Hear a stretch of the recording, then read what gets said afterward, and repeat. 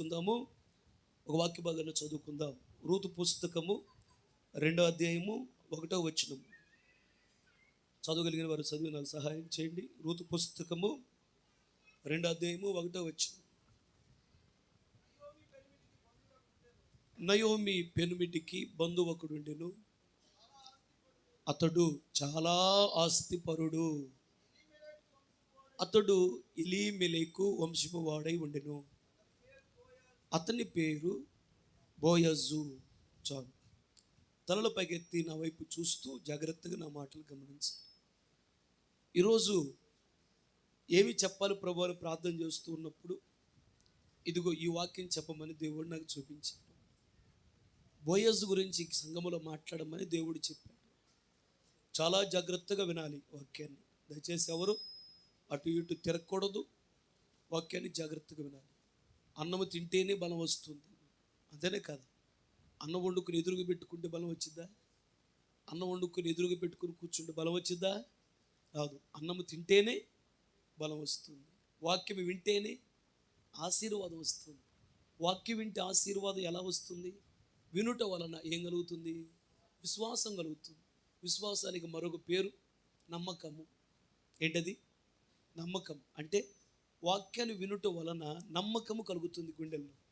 గుండెల్లో నమ్మకం కలుగుతుంది దేవుని మీద. నమ్ముట నీ వలన అయితే నమ్మువానికి సమస్తము సాధ్యం. వాక్యము జాగ్రత్త వినటం వలన నీ గుండెల్లో దేవుని మీద నమ్మకము పెరుగుతుంది. నమ్మకము నీ గుండెల్లోకి వచ్చిందంటే అన్ని దీవులు వచ్చేస్తాయి. అన్ని దీవులు ఎక్కడ ఉన్నాయి అంటే దేవుని వాక్యాన్ని జాగ్రత్తగా వినటములోనే ఉన్నాయి. అందుకని వాక్యాన్ని జాగ్రత్తగా వినాలి. ఎవరిని పట్టించుకోకూడదు. వాళ్ళు మీకు రోజు కనిపిస్తారు, నేను రోజు మీకు కనపడను. వాళ్ళ మాటలు మీకు రోజు వినపడతాయి, నా మాటలు నీకు రోజు వినపడవు. అందుకని చికెన్ బిర్యానీ నీ ముందు పెట్టినప్పుడు దిక్కులు చూస్తూ కూర్చుంటావా? గబా గబా తిని మళ్ళీ చికెన్. అలాగే వాక్యముని ఎద్దుకు వస్తున్నప్పుడు ఏమి చెప్తారా వినాలని నేర్చుకుని ఆస్తి. బోయజు గురించి దేవుడు మాట్లాడమని చెప్పాడు. ఎవరు ఈ బోయజు? చాలా ఆస్తిపరుడంట. యోధా బెత్లెహేములో పుట్టి పెరిగిన వాడు. చాలా ఆస్తి ఉందంటే ఈయనకి. చాలా ఆస్తిపరుడు. యోధా బెత్లెహేములో ఈయనే చాలా గొప్పవాడు, చాలా ఆస్తిపరుడు. అసలు బోయజు అంటే పేరుకి అర్థం ఏంటంటే తీవ్రముగా ప్రయత్నము చేయువాడు అని అర్థం. చెప్పాలి ఏంటది? చెప్పండి అందరూ. తీవ్రముగా ప్రయత్నము చేయువాడని అర్థం. చెప్పాలి అందరూ. తీవ్రముగా ప్రయత్నము చేయువాడు. చెప్పండి అందరూ. లేదా వేగిరముగా పరిగెత్తువాడు, వేగిర పడుతూ పరిగెత్తువాడు అని అర్థం. ఈయన చాలా ఆత్మీయుడు, మంచి భక్తి గలవాడు. మంచి ఆత్మీయుడు, మంచి భక్తి గలవాడు. ఈయన పేరులోనే ఉన్నది తీవ్రత. వేగిరముగా పరిగెత్తువాడు. అదే అపోస్తలుడైన పౌలు అంటున్నాడు, ముందున్న బహుమతి కొరకు ఎలా ఉండాలంటే వెనుకున్న వాటిని మరచి ముందున్న బహుమానం కొరకు ఎలా పరిగెత్తుతున్నాడంట? ఆయన వేగిరపడుతూ పరిగెత్తుతున్నాడంట, త్వరపడుతూ పరిగెత్తున్నాడు. త్వరగా ఆ ముందున్న బహుమానం తీసుకోవాలని. బోయజు కూడా ఇలా వేగిరపడుతూ పరిగెత్తేవాడు. అంటే ఆయన మనస్సులో ఏదన్నా అనుకున్నాడు అంటే అది సాధించేంత వరకు కూడా బోయజు నిద్రపోడు. అలాగే దేవుని రాజ్యం ఉందని తెలుసుకున్నాడు. దేవుని రాజ్యాన్ని పొందుకోవాలని త్వరగా ఆత్మీయ జీవితంలో ఎదిగినవాడు బోయజు. ఆయన పేరు బోయజు అంటే వేగిరపడుతూ పరిగెత్తేవాడు. అలాగే ఏ పనైనా గుర్తుపెట్టుకో, చదువైనా, అది పొలం పనైనా, కీబోర్డ్ నేర్చుకోవటమైనా, ప్యాడ్ నేర్చుకోవటమైనా, ఏదన్నా టైలరింగ్ నేర్చుకోవటమైనా, ఏదన్నా పని నేర్చుకోవటమైనా గుర్తుపెట్టుకో, ఆ పనిలో చాలామంది పని చేస్తారు, కానీ పర్ఫెక్ట్గా చేసేవాడు తక్కువ మంది ఉంటారు. బట్టలు కుట్టించుకోవాలనుకో, నేనేం అడుగుతాను? ఈ ప్రాంతంలో బట్టలు కుట్టేవాడు ఎక్కడున్నారు అంటావా? బాగా బట్టలు కుట్టేవాడు ఎక్కడున్నారు అడుగుతావా? అంతేనా? బట్టలు చాలామంది కుడతారు, కానీ బాగా కుట్టేవాళ్ళు తక్కువ మంది ఉంటారు. అలాగే ఎన్నో షాపులు ఉంటాయి, బట్టల షాపులు. అన్ని షాపులకు జనాలు వెళ్తారా? వెళ్ళరు. ఇక్కడ మంచి షాపు ఎక్కడ ఉంది అని అడుగుతారు. మంచి బట్టల షాపు ఎక్కడ ఉంది, మంచి బట్టలు ఎక్కడ దొరుకుతాయి అడుగుతారు లేదు? అలాగే చాలామంది పరిగెత్తుతారు, కానీ పరిగెత్తిన వాళ్ళందరూ బహుమానం వచ్చిద్దా? రాదు. బహుమానం ఎవరికి వచ్చింది? ఒక్కడికే వచ్చింది. ఎందుకంటే అతను కొన్ని సంవత్సరాల నుండి, ఒకరోజు పరిగెత్తి బహుమానం తీసుకోవాలని కొన్ని సంవత్సరాల నుండి అతను బాగా ప్రాక్టీస్ చేశాడు. అతని గుండెల్లో ఒక ఆశ ఉన్నది, నేనే పొందాలి బహుమానం అనే ఒక తీవ్రత ఉంది అతనిలో. ఒక తీవ్రత ఉంది. మనకు వచ్చిద్దంటావా బహుమానం? మనకు వచ్చిద్దా? అక్కడ చాలామంది ఉన్నారులే, మనకి ఏమొచ్చిద్ది లేబ్బా అనుకుని పోతే ఇడికి వచ్చిద్దా? ఏమి రాదు. ఇడికి వణుకొచ్చిద్ది. అదేలే కాదు, ఇడికి గుండె దడ వచ్చింది, భయం వచ్చింది, వణుకొచ్చింది, పడిపోతాడు. ఏమనుకోవాలి? ఎంతమంది ఉన్నా బహుమానం నాకే రావాలి, నేనే పొందాలి, దాని కొరకు ఎంత కష్టమైన పడతా అని బాగా తీవ్రముగా ప్రయత్నం చేస్తాడే, బాగా కష్టపడతాడే, అతనికే బహుమానం వచ్చింది. బోయజ్ అలాంటి వాడు. అందరూ పరిగెత్తుతారు, పరిగెత్తిన వాళ్ళందరూ బహుమానం రాదు, ఒకడే బహుమానం పొందుకుంటాడు. ఇతను అందరికంటే బాగా ప్రాక్టీస్ చేసిన వాడు, తీవ్రంగా బాగా ప్రాక్టీస్ చేసిన వాడికే బహుమానం వచ్చింది. మనము కూడా ఎలా పరిగెత్తాలి ఆత్మీయ యాత్రలో అంటే, ఆత్మీయ యాత్ర ఎలా పరిగెత్తాలి అంటే, అందరిలాగా పరిగెత్తకూడదు. ఈ ఆత్మీయ యాత్రలో అందరిలాగా భక్తి చేయకూడదు.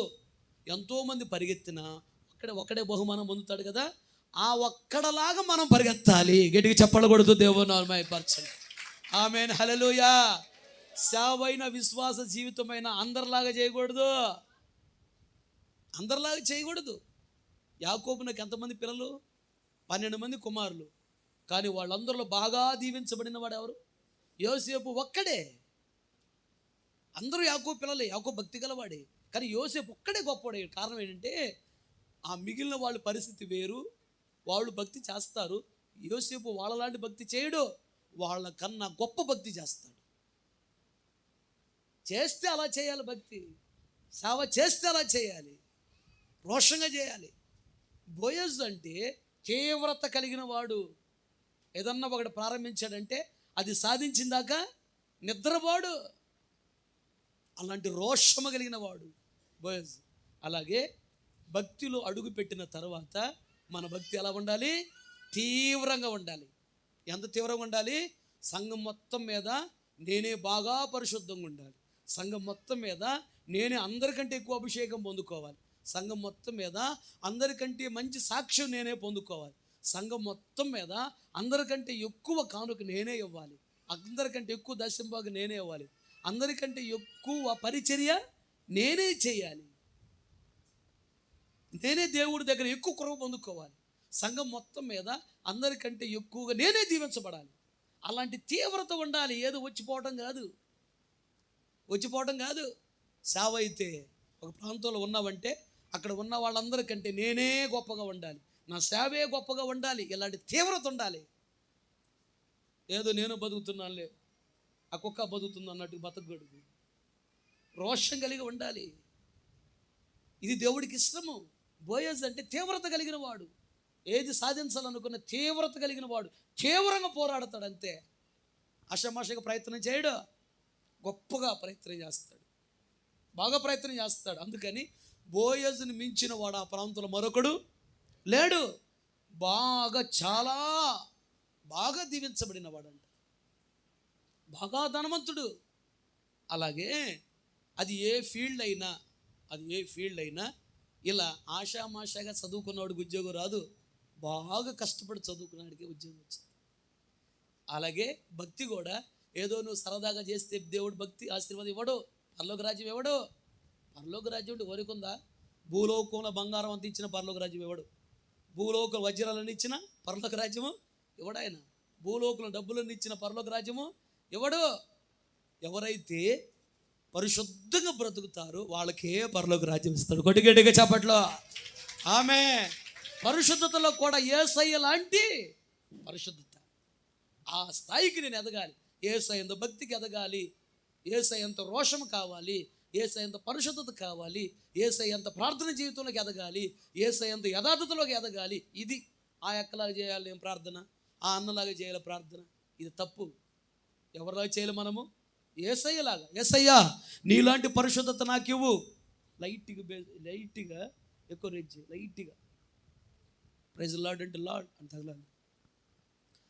యేసయ్యా అంతా తగ్గించుకొద్దిగా కొంచెం.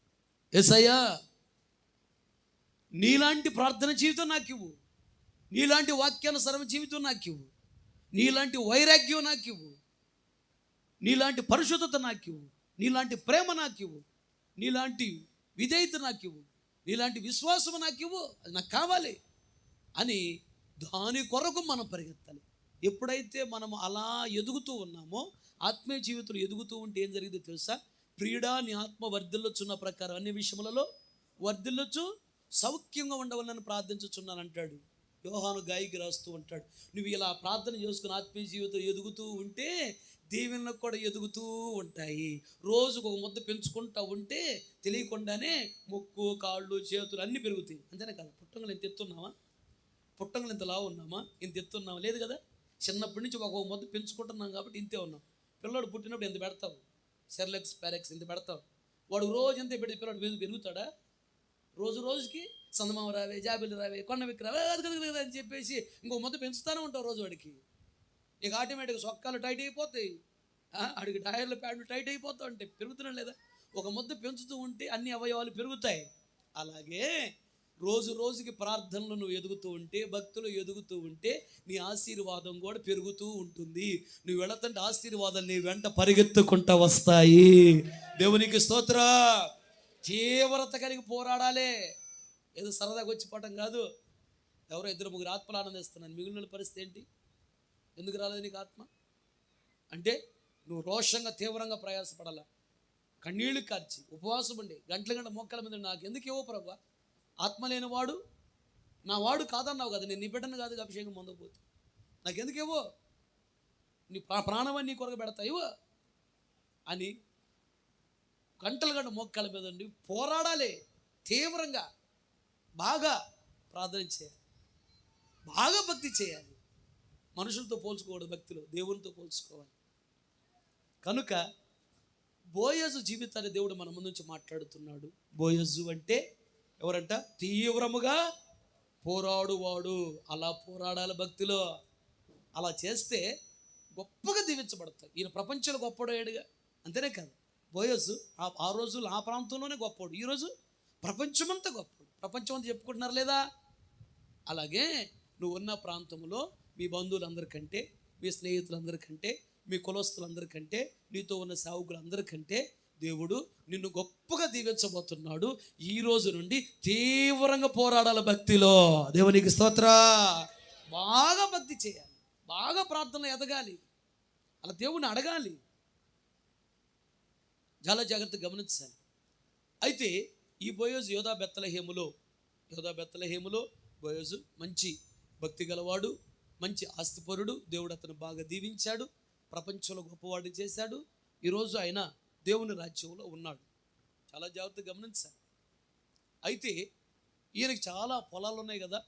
పంట పొలాల్లోకి ఉదయాన్నే కూలీళ్ళు వెళ్తారు కదా, పనిచేస్తుంటారా, కొంచెం లేటుగా ఈయనగని వెళ్తాడు. వెళ్ళగానే జాగ్రత్తగా గమనించాలి. వెళ్ళగానే ఆడికి వెళ్ళిన తర్వాత ఈయన మొట్టమొదట పొలంలోకి వెళ్ళంగానే ఈయన అనే మాట ఏంటి తెలుసా? చదవండి ఆ మాటలు. 2వ అధ్యాయము 4వ వచనం, రూతు గ్రంథం 2వ అధ్యాయము 4వ వచనం. పొలంలోకి వెళ్ళగానే ఆ పొలం పని చేసే వాళ్ళతో, కూలి పని చేసే వాళ్ళతో ఏమంటాడో చూడు. యెహోవా మీకు తోడై ఉండునుగాక అని దీవిస్తాడంట. వాళ్ళని దీవిస్తాడంట. నెక్స్ట్ వాళ్ళు వెంటనే వాళ్ళేమన్నారు? నువ్వు నాశనం అయిపోదుగాక అన్నారా? మరి వాళ్ళేమన్నారు? చదువు తల్లి. యెహోవా నిన్ను ఆశీర్వదించునుగాక అంటారంట. తలలో పైకెత్తి నా వైపు చూస్తున్న మాటలు గమనించండి.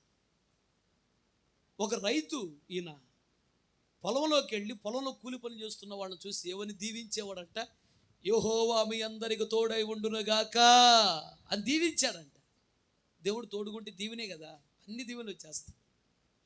అప్పుడు వెంటనే వాళ్ళు ఏమనేవాళ్ళు? యెహోవా నిన్ను ఆశీర్వదించునుగాక అని వాళ్ళందరూ ఆశీర్వదించాడు. ఈయన ఒక్కడే అక్కడ ఉన్న 100 మందిని దీవించాడా? 100 మంది ఈయన దీవించేవాళ్ళు. దీవెన రాదా? 100 మంది దీవిస్తే 100 మంది దీవిస్తే దీవెన రాదా? వచ్చిందా రాదా? అర్థమైంది. ఇప్పుడు ఈయనకి దీవెన ఎలా వచ్చింది? ఇప్పుడు అర్థమైందా? దీవించి దీవెన పొందుకున్నాడు. ఇప్పుడు అర్థమైందా? ఈయన ఎంత గొప్పవాడు కావడానికి కారణం ఈయనలో ఉన్న భక్తి ఏంటంటే దీవించి దీవెన పొందుకున్నాడు. చాలామంది శపించి చేపలు పొందుకుంటూ ఉంటారు,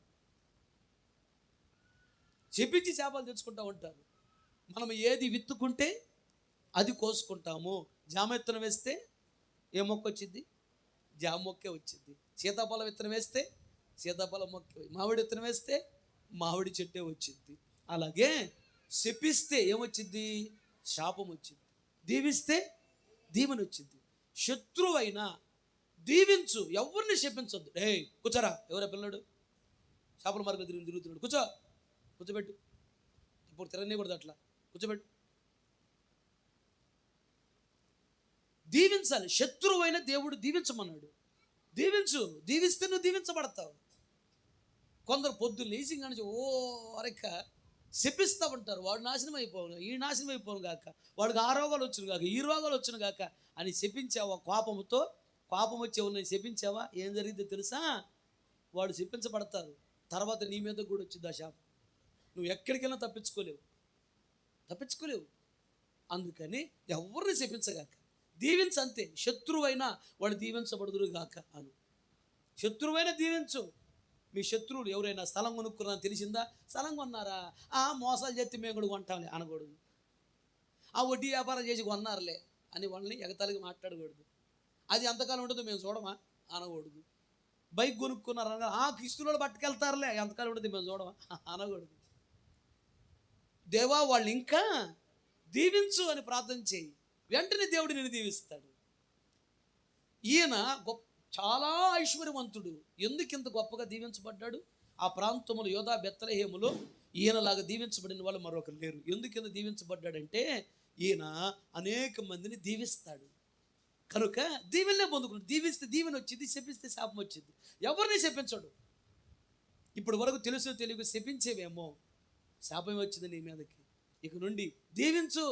శత్రువులైనా, నీ మీద సాడి చెప్పేవాళ్ళైనా, నిన్ను తిట్టేవాళ్ళైనా, నిన్ను కొట్టిన వాళ్ళైనా, నిన్ను నిందించే వాళ్ళైనా, నిన్ను అవమానపరిచే వాళ్ళైనా, నిన్ను బాధ పెట్టేవాళ్ళైనా, నిన్ను ఇబ్బంది పెట్టిన వాళ్ళైనా ఎవరైనా సరే దీవించు అంతే. ఓ దేవా వాళ్ళని దీవించు, దేవా వాళ్ళని కాపాడు, దేవా వాళ్ళని ఆశీర్వదించు అని దీవించు అంతే. దీవిస్తే దేవుడు నిన్ను దీవిస్తాడు. అందుకని కీర్తనకారుడు ఎలా రాస్తున్నాడు చదవండి. 109వ కీర్తన 17వ చరణంలో ఒక మాట ఉండదు చూడండి. అక్కడ 109వ కీర్తన 17వ చరణం. శపించుట వానికి ప్రీతి గనుక అది వాని మీదకి వచ్చాను. దీవెని యందు దీవెని యందు తనకు ఇష్టం లేదు కనుక అది వానికి దూరమాయను. చాలు, తలల పైకెత్తిన వైపు చూస్తున్న మాటలు గమనించు. శపించుట వానికి ప్రీతి. ప్రీతి అంటే ఏంటమ్మా? ఇష్టము. శపించటం అంటే కొందరికి చాలా ఇష్టం అంట, ఎప్పుడు శపిస్తూ ఉంటారంట. అందుకని శాపం ఎడిపోయిందంట. శాపం ఎవడు శపించాడు వాడి మీదకి వచ్చిందంట. శపించుట వానికి ఇష్టము కనుక శపిస్తూ ఉంటాడు. ఇష్టం వాడికి బాగా శపించడం అంటే ఆ శాపం వాడి మీదకి వచ్చి నాశనం అయిపోయాడంట. దేవుని యందు ఆసక్తి లేదు అంటే ఎదుటి వాళ్ళని దీవించడం అంటే కొందరికి ఆసక్తి ఉండదు. అందుకని వీడికి దేవుని దూరం అయిపోయిందంట. ఎదుటి వారిని దీవించడం అంటే నీకు ఆసక్తి లేదా, దీవెన నీకు దూరం అవుతుంది. ఒకరోజు యేసన్న గారిని ఒక దేశానికి వెళితే అడిగారంట. యేసన్న గారు మీరు ఎంతగా బాగా దీవించబడటానికి కారణం ఏంటని అడిగారంట. యేసన్న గారు చెప్పాడు, నేను ఎవరిని శపించనండి, అందరిని దీవిస్తా, శత్రువుని దీవిస్తావంట. దీవిస్తున్నాను కాబట్టి దీవెన నా మీదకి వచ్చింది, శపిస్తే శాపం వచ్చేది. నేను అసలు ఎవరు శపించనండి శత్రువుని కూడా చెప్పాడంట. యేసన్న అంత బాగా దీవించబడటానికి కారణం ఏంటంటే ఆయన దీవిస్తాడు కానీ శపించడు. ఈయన దీవించబడటానికి కారణం ఏంటంటే దీవిస్తాడు కానీ శపించడు. ఎదుటి వాళ్ళని దీవించడం అంటే మనసు ఉండదు. ఇప్పుడు నువ్వు ప్రక్కనే ఉన్నావు కదా, ప్రక్కన వాళ్ళని అలా టచ్ చేసి ఏమని చెప్పాలి? బోయజు దీవించినట్టుగా దేవుడు నిన్ను దీవించునుగాక అని చెప్పగలవా? చెప్పు. నేను చెప్పిన తెలుగులేగా, అర్థం కాలేదా? నీ ప్రక్కన వాళ్ళ ఉన్న ఇలా టచ్ చేసి బోయజును దేవుడు దీవించినట్టుగా నిన్ను దీవించునుగాక అను. మాట్లాడు, చెప్పు అందరితో. ఆమె నిద్రపోయినోడు కూడా చెబుతున్నావు నువ్వు. వాక్యం వెనక నిద్రపోతున్నాడు, వాటి దీవించబడతాడు.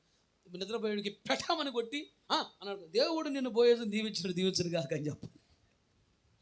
దానికి లేపి చెప్పవచ్చు, కొట్టి చెబుతున్నావు ఏంటంటే పాస్టర్ గారు కొట్టమని చెప్పాడు. కొట్టమని చెప్పాడు పాస్టర్ గారు అని చెప్పాలి.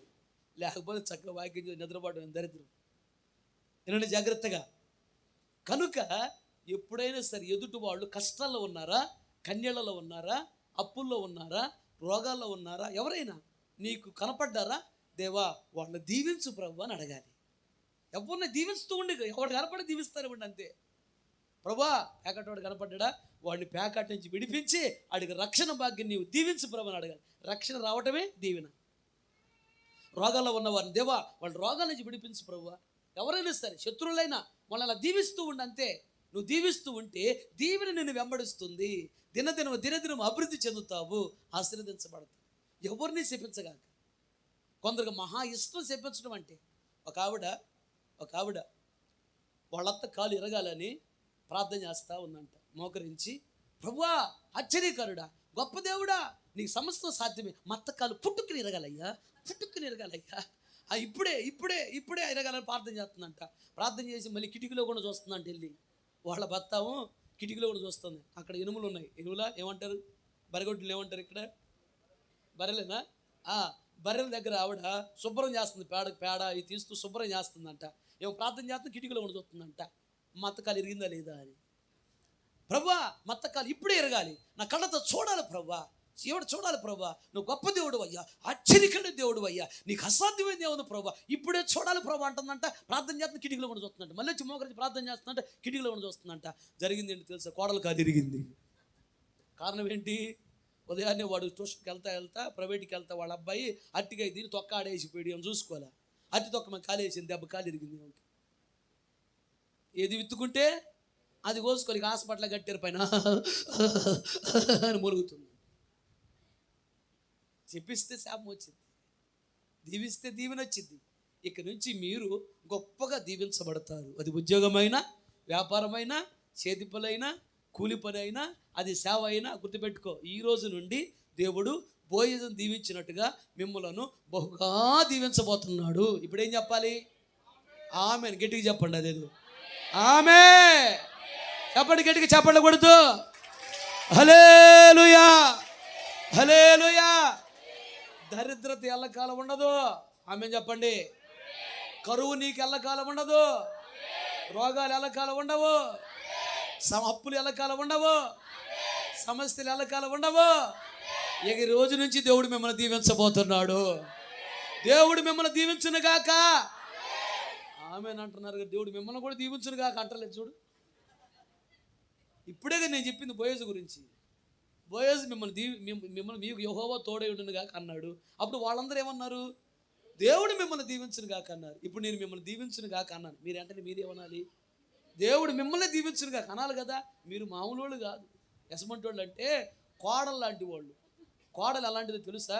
అత్తగారు మా ఇంటికి వస్తావు కదా, మా ఇంటికి వస్తా ఏం తీసుకొస్తావు అని అడిగిద్దంట. అత్తగారు మీ ఇంటికి నేను వస్తా, ఏం పెడతావు నాకు? అర్థమైందా?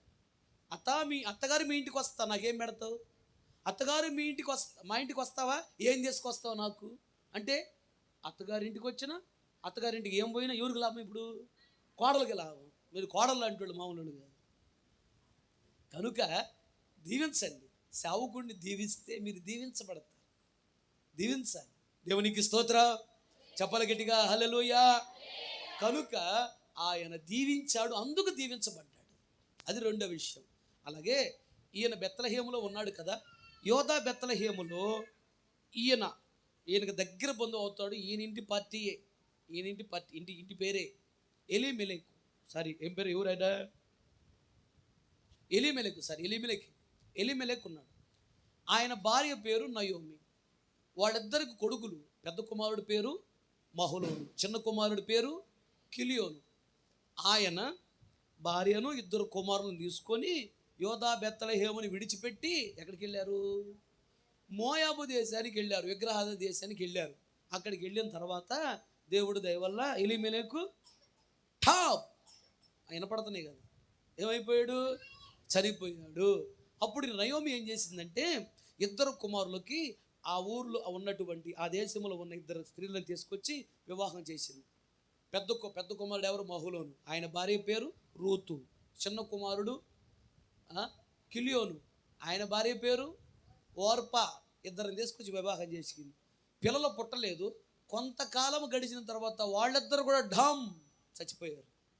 ఇప్పుడు ఆ ఇంటిలో ఎంతమంది ఉన్నారు మనుషులు? ఇప్పుడు ముగ్గురు ఉన్నారు. ముగ్గురు కూడా విధవరాండ్లు కాదు, విధవరాండ్లు. ముగ్గురు విధవరాండ్లే. ఆ రోజుల్లో భయంకరమైనటువంటి ఆచారాలు ఉన్నాయి. భర్త చనిపోయినటువంటి ఆవిడ ముఖాన్ని పొరపాటున చూడరు, శుభకార్యానికి పిలవరు. శుభకార్యానికి వెళ్ళేటప్పుడు ఆవిడ ఎదురుగా వస్తే శుభకార్యానికి వెళ్ళరు, ముఖానే తిడతారు. పొద్దున్నే ముఖం కూడా చూడరు. ఏ కార్యము చేసేటప్పుడు వాళ్ళని పిలవరు. అలాంటి భయంకర నిందలు ఉన్నాయి ఆ దినాలలో. ముగ్గురు వేదనతో ఉన్నారు, దుఃఖముతో ఉన్నారు, కన్నీళ్లతో ఉన్నారు. నయోమికి ఊరు నుండి ఉత్తరం వచ్చింది. ఏమని? యోధా బెత్లెహేముని విడిచిపెట్టి వెళ్ళావు, ఈడ వర్షాలు బాగానే పడుతున్నాయి, పంటలు బాగా పండుతున్నాయి. నయోమి ఈడకి రావచ్చు కదా, అక్కడ ఎందుకున్నావు అని ఉత్తరం రాశారు. ఆ ఉత్తరం చదివిన తర్వాత ఏడ్చింది. నేను యోధా బెత్లెహేము విడిచిపెట్టి మోయాబు దేశానికి వచ్చాను, ఏం బాగుపడ్డాను, ఏమి దీవించబడ్డాను, ఏం లేదు కదా అని ఏడ్చుకొని మరలా తన సొంత ఊరు యోధా బెత్లెహేము వెళ్ళటానికి నయోమి బయలుదేరింది. అప్పుడు ఇద్దరు కోడల్ని పిలిచి వాళ్ళతో చెప్పింది. అమ్మ రూతు, అమ్మ ఓర్పా, నేను మా ఊరు వెళ్ళిపోతున్నానమ్మా, ఇక్కడికి వచ్చి మొత్తం పోగొట్టుకున్నాను, నేను సంపాదించిందంటూ ఏముండ లేదమ్మా అంటే నేను వెళ్ళిపోతున్నానమ్మా, మీరు వెళ్ళి ఎవరో ఒకరిని వివాహం చేసుకోండి అమ్మా అని చెప్పినప్పుడు ఓర్పా ఇచ్చింది, ఒక ముద్దు పెట్టుకుంది. అబ్బా నీలాంటి అత్తని రోజులు ఎవరుంటారు చెప్పు అని ముద్దు పెట్టుకుని వెళ్ళిపోయింది. ఎవడో పనికిమల నుండి చేసుకుంది, జీవితం నాశనం అయిపోయింది. ఏమైపోయింది తెలియదు, బైబిల్లో రాయల ఆవిడ గురించి. రూతు మాత్రం ఏముంది? అత్తగారు నీ జనమే నా జనము, నీ దేవుడే నా దేవుడు, మరణము తప్ప ఏదైనా నన్ను వేరు చేసినా అని వేరు చేయకూడదు అని మొత్తం మీద మంచి తీర్మానం చేసుకుంది. మంచి తీర్మానం చేసుకొని అత్తగారితో కలిసి యోధా బెత్లెహేమునికి వచ్చింది రూతు. చాలా జాగ్రత్తగా గమనించాలి. అయితే వీళ్ళు చూడు, యోధా బెత్లెహేమును విడిచిపెట్టి మోయాబు దేశానికి వెళ్ళారు. యోధా బెత్లెహేము అనగా రొట్టెల ఇల్లు. చెప్పాలి ఏంటది? యోధా బెత్లెహేము అంటే రొట్టెల ఇల్లు. రొట్టెల ఇల్లు అంటే మందిరాన్ని విడిచిపెట్టి వాళ్ళు మోయాబు దేశానికి విగ్రహారాధనలోకి వెళ్ళిపోయారు. యేసయ్యని విడిచిపెట్టి విగ్రహారాధనలోకి వెళ్ళిపోయారు. ఏమైపోయారు? ముగ్గురు విధవరాళ్ళు అయిపోయారు. తినటానికి లేదు, ఉండటానికి లేదు, కట్టుకోవడానికి లేదు. అలాగే యేసయ్యని విడిచిపెట్టి మందిరాన్ని విడిచిపెట్టి వెళ్ళిపోతే ఇలాంటి పరిస్థితులే వస్తాయి. తినటానికి ఉండదు, ఉండటానికి ఉండదు, కట్టుకోవటానికి ఉండదు. పరిస్థితులు ఘోరాతి ఘోరంగా ఉంటాయి. కనుక వాళ్ళు యోధా బెత్లెహేముని విడిచిపెట్టి మోయాబు దేశానికి వెళ్ళారా? ఎంత నష్టపోయాడు చూడు, ఎంత నష్టపోయారు. అలాగే యోధా బెత్లెహేము అంటే మందిరం విడిచిపెట్టి వెళ్ళకూడదు. మందిరం విడిచిపెట్టి ఆదివారము ఏ పనికి వెళ్ళకూడదు. నువ్వు పనికి వెళ్ళేవంటే అది నీకు శాపం. ఈ ఆదివారం మందిరం విడిచిపెట్టి పనికి వెళ్ళేవాళ్ళు అంటే దేవుడికి నచ్చదు, వాళ్ళ ముఖం చూడడు, వాళ్ళ ఇంటికి దేవుడు రాడు, వాళ్ళని ఆశీర్వదించడు, నచ్చదు దేవునికి. దేవుడేమన్నాడు? ఆయన యొద్దకు మీరు రండి, అప్పుడు ఆయన మీ యొద్దకు వస్తాడు. అంటే ఆయన ఇంటికి మీరు వస్తే మీ ఇంటికి ఆయన వస్తాడు. యేసయ్య ఇల్లు ఏంటి? మందిరమే యేసయ్య ఇల్లు. నువ్వు మందిరానికి వస్తే, యేసయ్య ఇల్లు అనే మందిరానికి వస్తే, ఆయన ఇంటికి వస్తే నీ ఇంటికి వస్తాడు, లేకపోతే ఆయన రాడు. ఒకరోజు ఒక ఆమెను అడిగా, మీ తోడు కొడుకు పెళ్ళి కదమ్మా వెళ్ళలేదు అంటే, మేమెందుకు వెళ్తామన్నా, మా అబ్బాయి పెళ్ళికి రాలా, మా అబ్బాయి పెళ్ళికి రాలా, జ్వరం వచ్చిందని నాటకం వేసింది, వీధి నాటకం రాలా, మేమెందుకు వెళ్తామేంటి, మాకు సిగ్గులేని వాళ్ళ మేమేమన్నా అంటుంది. వీళ్ళ ఇంటికి రాలేదంట వాళ్ళ తోడుకోళ్ళు, అందుకని వాళ్ళ ఇంటికి ఎవడా వెళ్ళటల్లా. అలాగే యేసయ్య ఇంటికి ఆదివారం నువ్వు రాకపోతే యేసయ్య నీ ఇంటికి రాడు. అర్థమైందా? యేసయ్య ఇంటికి రాకపోతే ఎవరు వస్తారు? పిలవని పేరంటానికి వచ్చాడు ఒకడున్నాడు, చిగ్గిడిసినోడు. ఎవడాడు? సైతానుగాడు. వాడు వస్తాడు. వాడు వచ్చాడంటే రోగాలు, దరిద్రత, కరువు, అప్పులు, నిందలు, అవమానం, రూపాయి కూడా మిగలవు, ఎప్పుడు తగాదలే ఇంట్లో. వాడు వచ్చాడంటే అర్థమవుతుందా? వాడు సాతాను రాకుండా ఇప్పుడు ఎవరు రావాలి ఇంటికి ఎవరు రావాలి? యేసయ్య రావు. యేసయ్య ఇంటికి వచ్చాడు అంటే నీ ఇంటిలో రోజూ పండగే. దేవునికి స్తోత్ర, హల్లెలూయా. ఆయన సర్వ సంపదలు కానీ అన్ని దీవులు నీకు ఇచ్చేస్తాడు. ఆయన నీ ఇంటికి రావాలా వద్దా చెప్పండి, చేతులు ఎత్తండి. మా ఇంటికి రావాలన్న వాళ్ళు చేతట్లే వద్దు, రావాలి కదా. ఆయన ఇంటికి రావాలంటే ప్రతి ఆదివారం నువ్వు, మీ ఇంటికి రావాలంటే ప్రతి ఆదివారం నువ్వు ఆయన ఇంటికి మందిరానికి రావాలి. వస్తే ఎన్ని పనులున్నా ₹1,00,00,000 ఇస్తానన్న ఆదివారం నేను చర్చి విడిచిపెట్టను. మనకు కూలి 300 మిరపకాయలు ఉంటాయి ఏడా, ఉండవా? ఉంటాయా? మిరపకాయలకు కూలి 500 అనగానే మనకు మందిరం కనపడదు. ఇంకా మందిరం లేదు, గిందిరం లేదు, మాస్టర్ లేడు, గెస్టులు లేడు, బైబిల్ లేదు, గీబిల్ లేదు. 500 కూలి ఏమనుకుంటున్నావు అసలు ఎప్పుడు పోవాలి మందిరానికి? ఏంటమ్మా మందిరానికి రావాలేదమ్మా అని అంటే పని ఉండి రాలేదంట ఆమె. పని ఉండి మందిరానికి రాలి అంటే పని లేకపోతే మందిరానికి వచ్చింది అనమాట. అంటే పని లేకపోతే మందిరానికి వస్తావా? అర్థమైందా? ₹1,00,00,000 నువ్వు ఇస్తానన్న ఆదివారం నేను చర్చి విడిచిపెట్టను. అందుకనే దేవుడు ₹1,00,00,000 విలువ చేసే మందిరం ఇచ్చాడు, స్థలం ఇచ్చి అన్నీ ఇచ్చాడు. నాకు అన్ని దీవెనలు ఇచ్చాడు సమృద్ధిగా. ₹1,00,00,000 నువ్వు ఇస్తాను ఆదివారం మందిరం విడిచిపెట్టను. అలాగే ₹1,00,000 ఇస్తానన్న ఆదివారం మందిరం విడిచిపెట్టద్దు. ప్రతి ఆదివారం మందిరంలో ఉండాలి. మందిరం విడిచిపెట్టి వెళ్ళింది నయోమి, భర్తను పోగొట్టుకుంది, పిల్లలను పోగొట్టు, శాపం తెచ్చిపెట్టు. ఆవిడకి అర్థమైంది. మరలా తిరిగి ఇప్పుడు ఎక్కడికి వచ్చింది? యోధా బెత్లెహేమునకు వచ్చింది, అంటే మందిరానికి వచ్చింది. మరలా పోగొట్టుకున్న తర్వాత మరలా మందిరానికి వచ్చింది, యోధా బెత్లెహేమునకు వచ్చింది. వచ్చిన తర్వాత తినటానికి లేదు, ఉండటానికి ఇల్లు ఉంది, అది పాతది అయిపోయింది, ఇల్లు పాడుపడిపోయింది, ఇల్లు తినటానికి లేదు, ఉండటానికి లేదు, కట్టుకోవడానికి లేదు, దరిద్రత.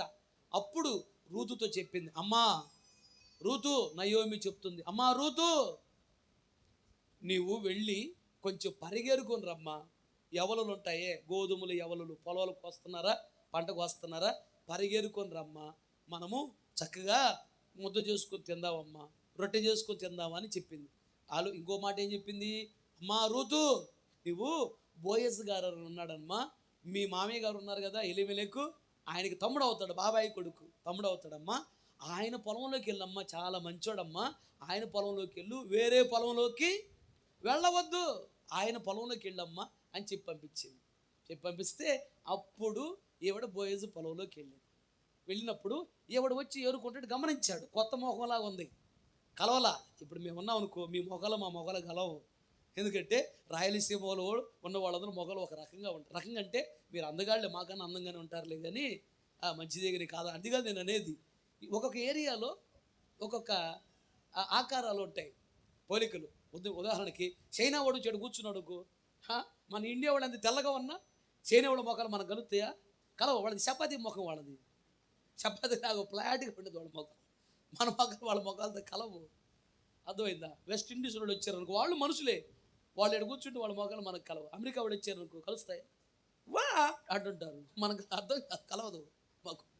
వాట్ అనగానే తెలియక వాటేసుకున్నాడు అటు ఇడిపోయి. దేవునికి స్తోత్రం, హల్లెలూయా హల్లెలూయా. గమనించాలి. అయితే మోయాబు దేశం నుండి వచ్చింది రూతు. ఈయన గట్టు మీద కూర్చున్నాడు. యెహోవా మీకు తోడై ఉండును గాక అన్నాడు దేవుడు. యెహోవా మమ్మల్ని దీవించను గాక అని అందరు దీవించారు. గట్టు మీద కూర్చున్నాడు. చూస్తే ఒక కొత్త ముఖం కనపడింది. ఎవరేవిడా అని అక్కడ ఉన్న వాళ్ళని పిలిచి అడిగారు, రే ఆ కొత్తగా కనిపిస్తుంది ఆవిడెవర్రా అని పని వాళ్ళని అడిగాడు. వాళ్ళు చెప్పారు, అయ్యా ఆ అమ్మాయి పేరు రూతు. ఆ అమ్మాయి ఎవరంటే మీ పెద్దనాన్న కొడుకున్నాడే, మీ అన్నయ్య ఎలీమెలెకు, ఆయన పెద్ద కుమారుడు ఉన్నాడు కదా మహులోను భార్య. ఆ అమ్మాయి పేరు రూతు, మోయాబు దేశం నుంచి వచ్చిందయ్యా అని చెప్పారు.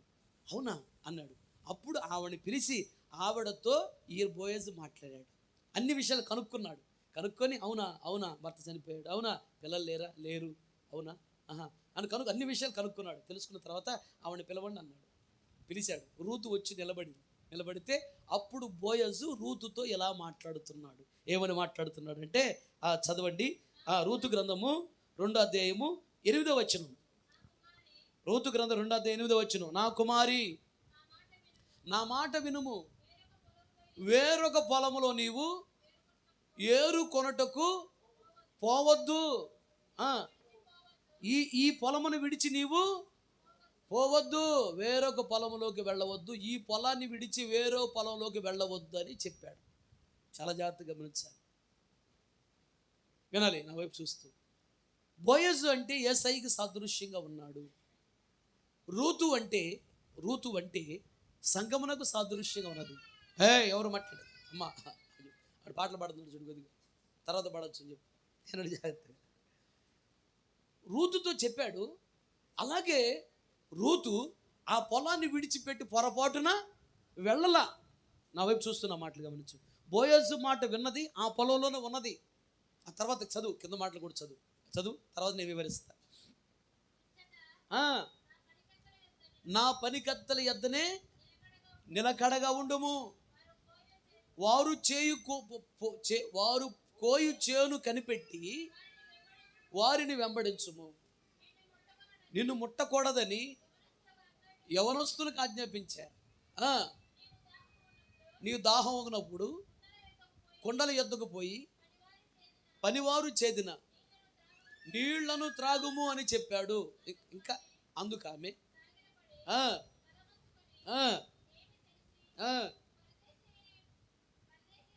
పరదేశినైనా నా యందు లక్ష్యముచ్చున్నట్లు నీకు కటాక్షము కలిగినని అందా ఆవిడ.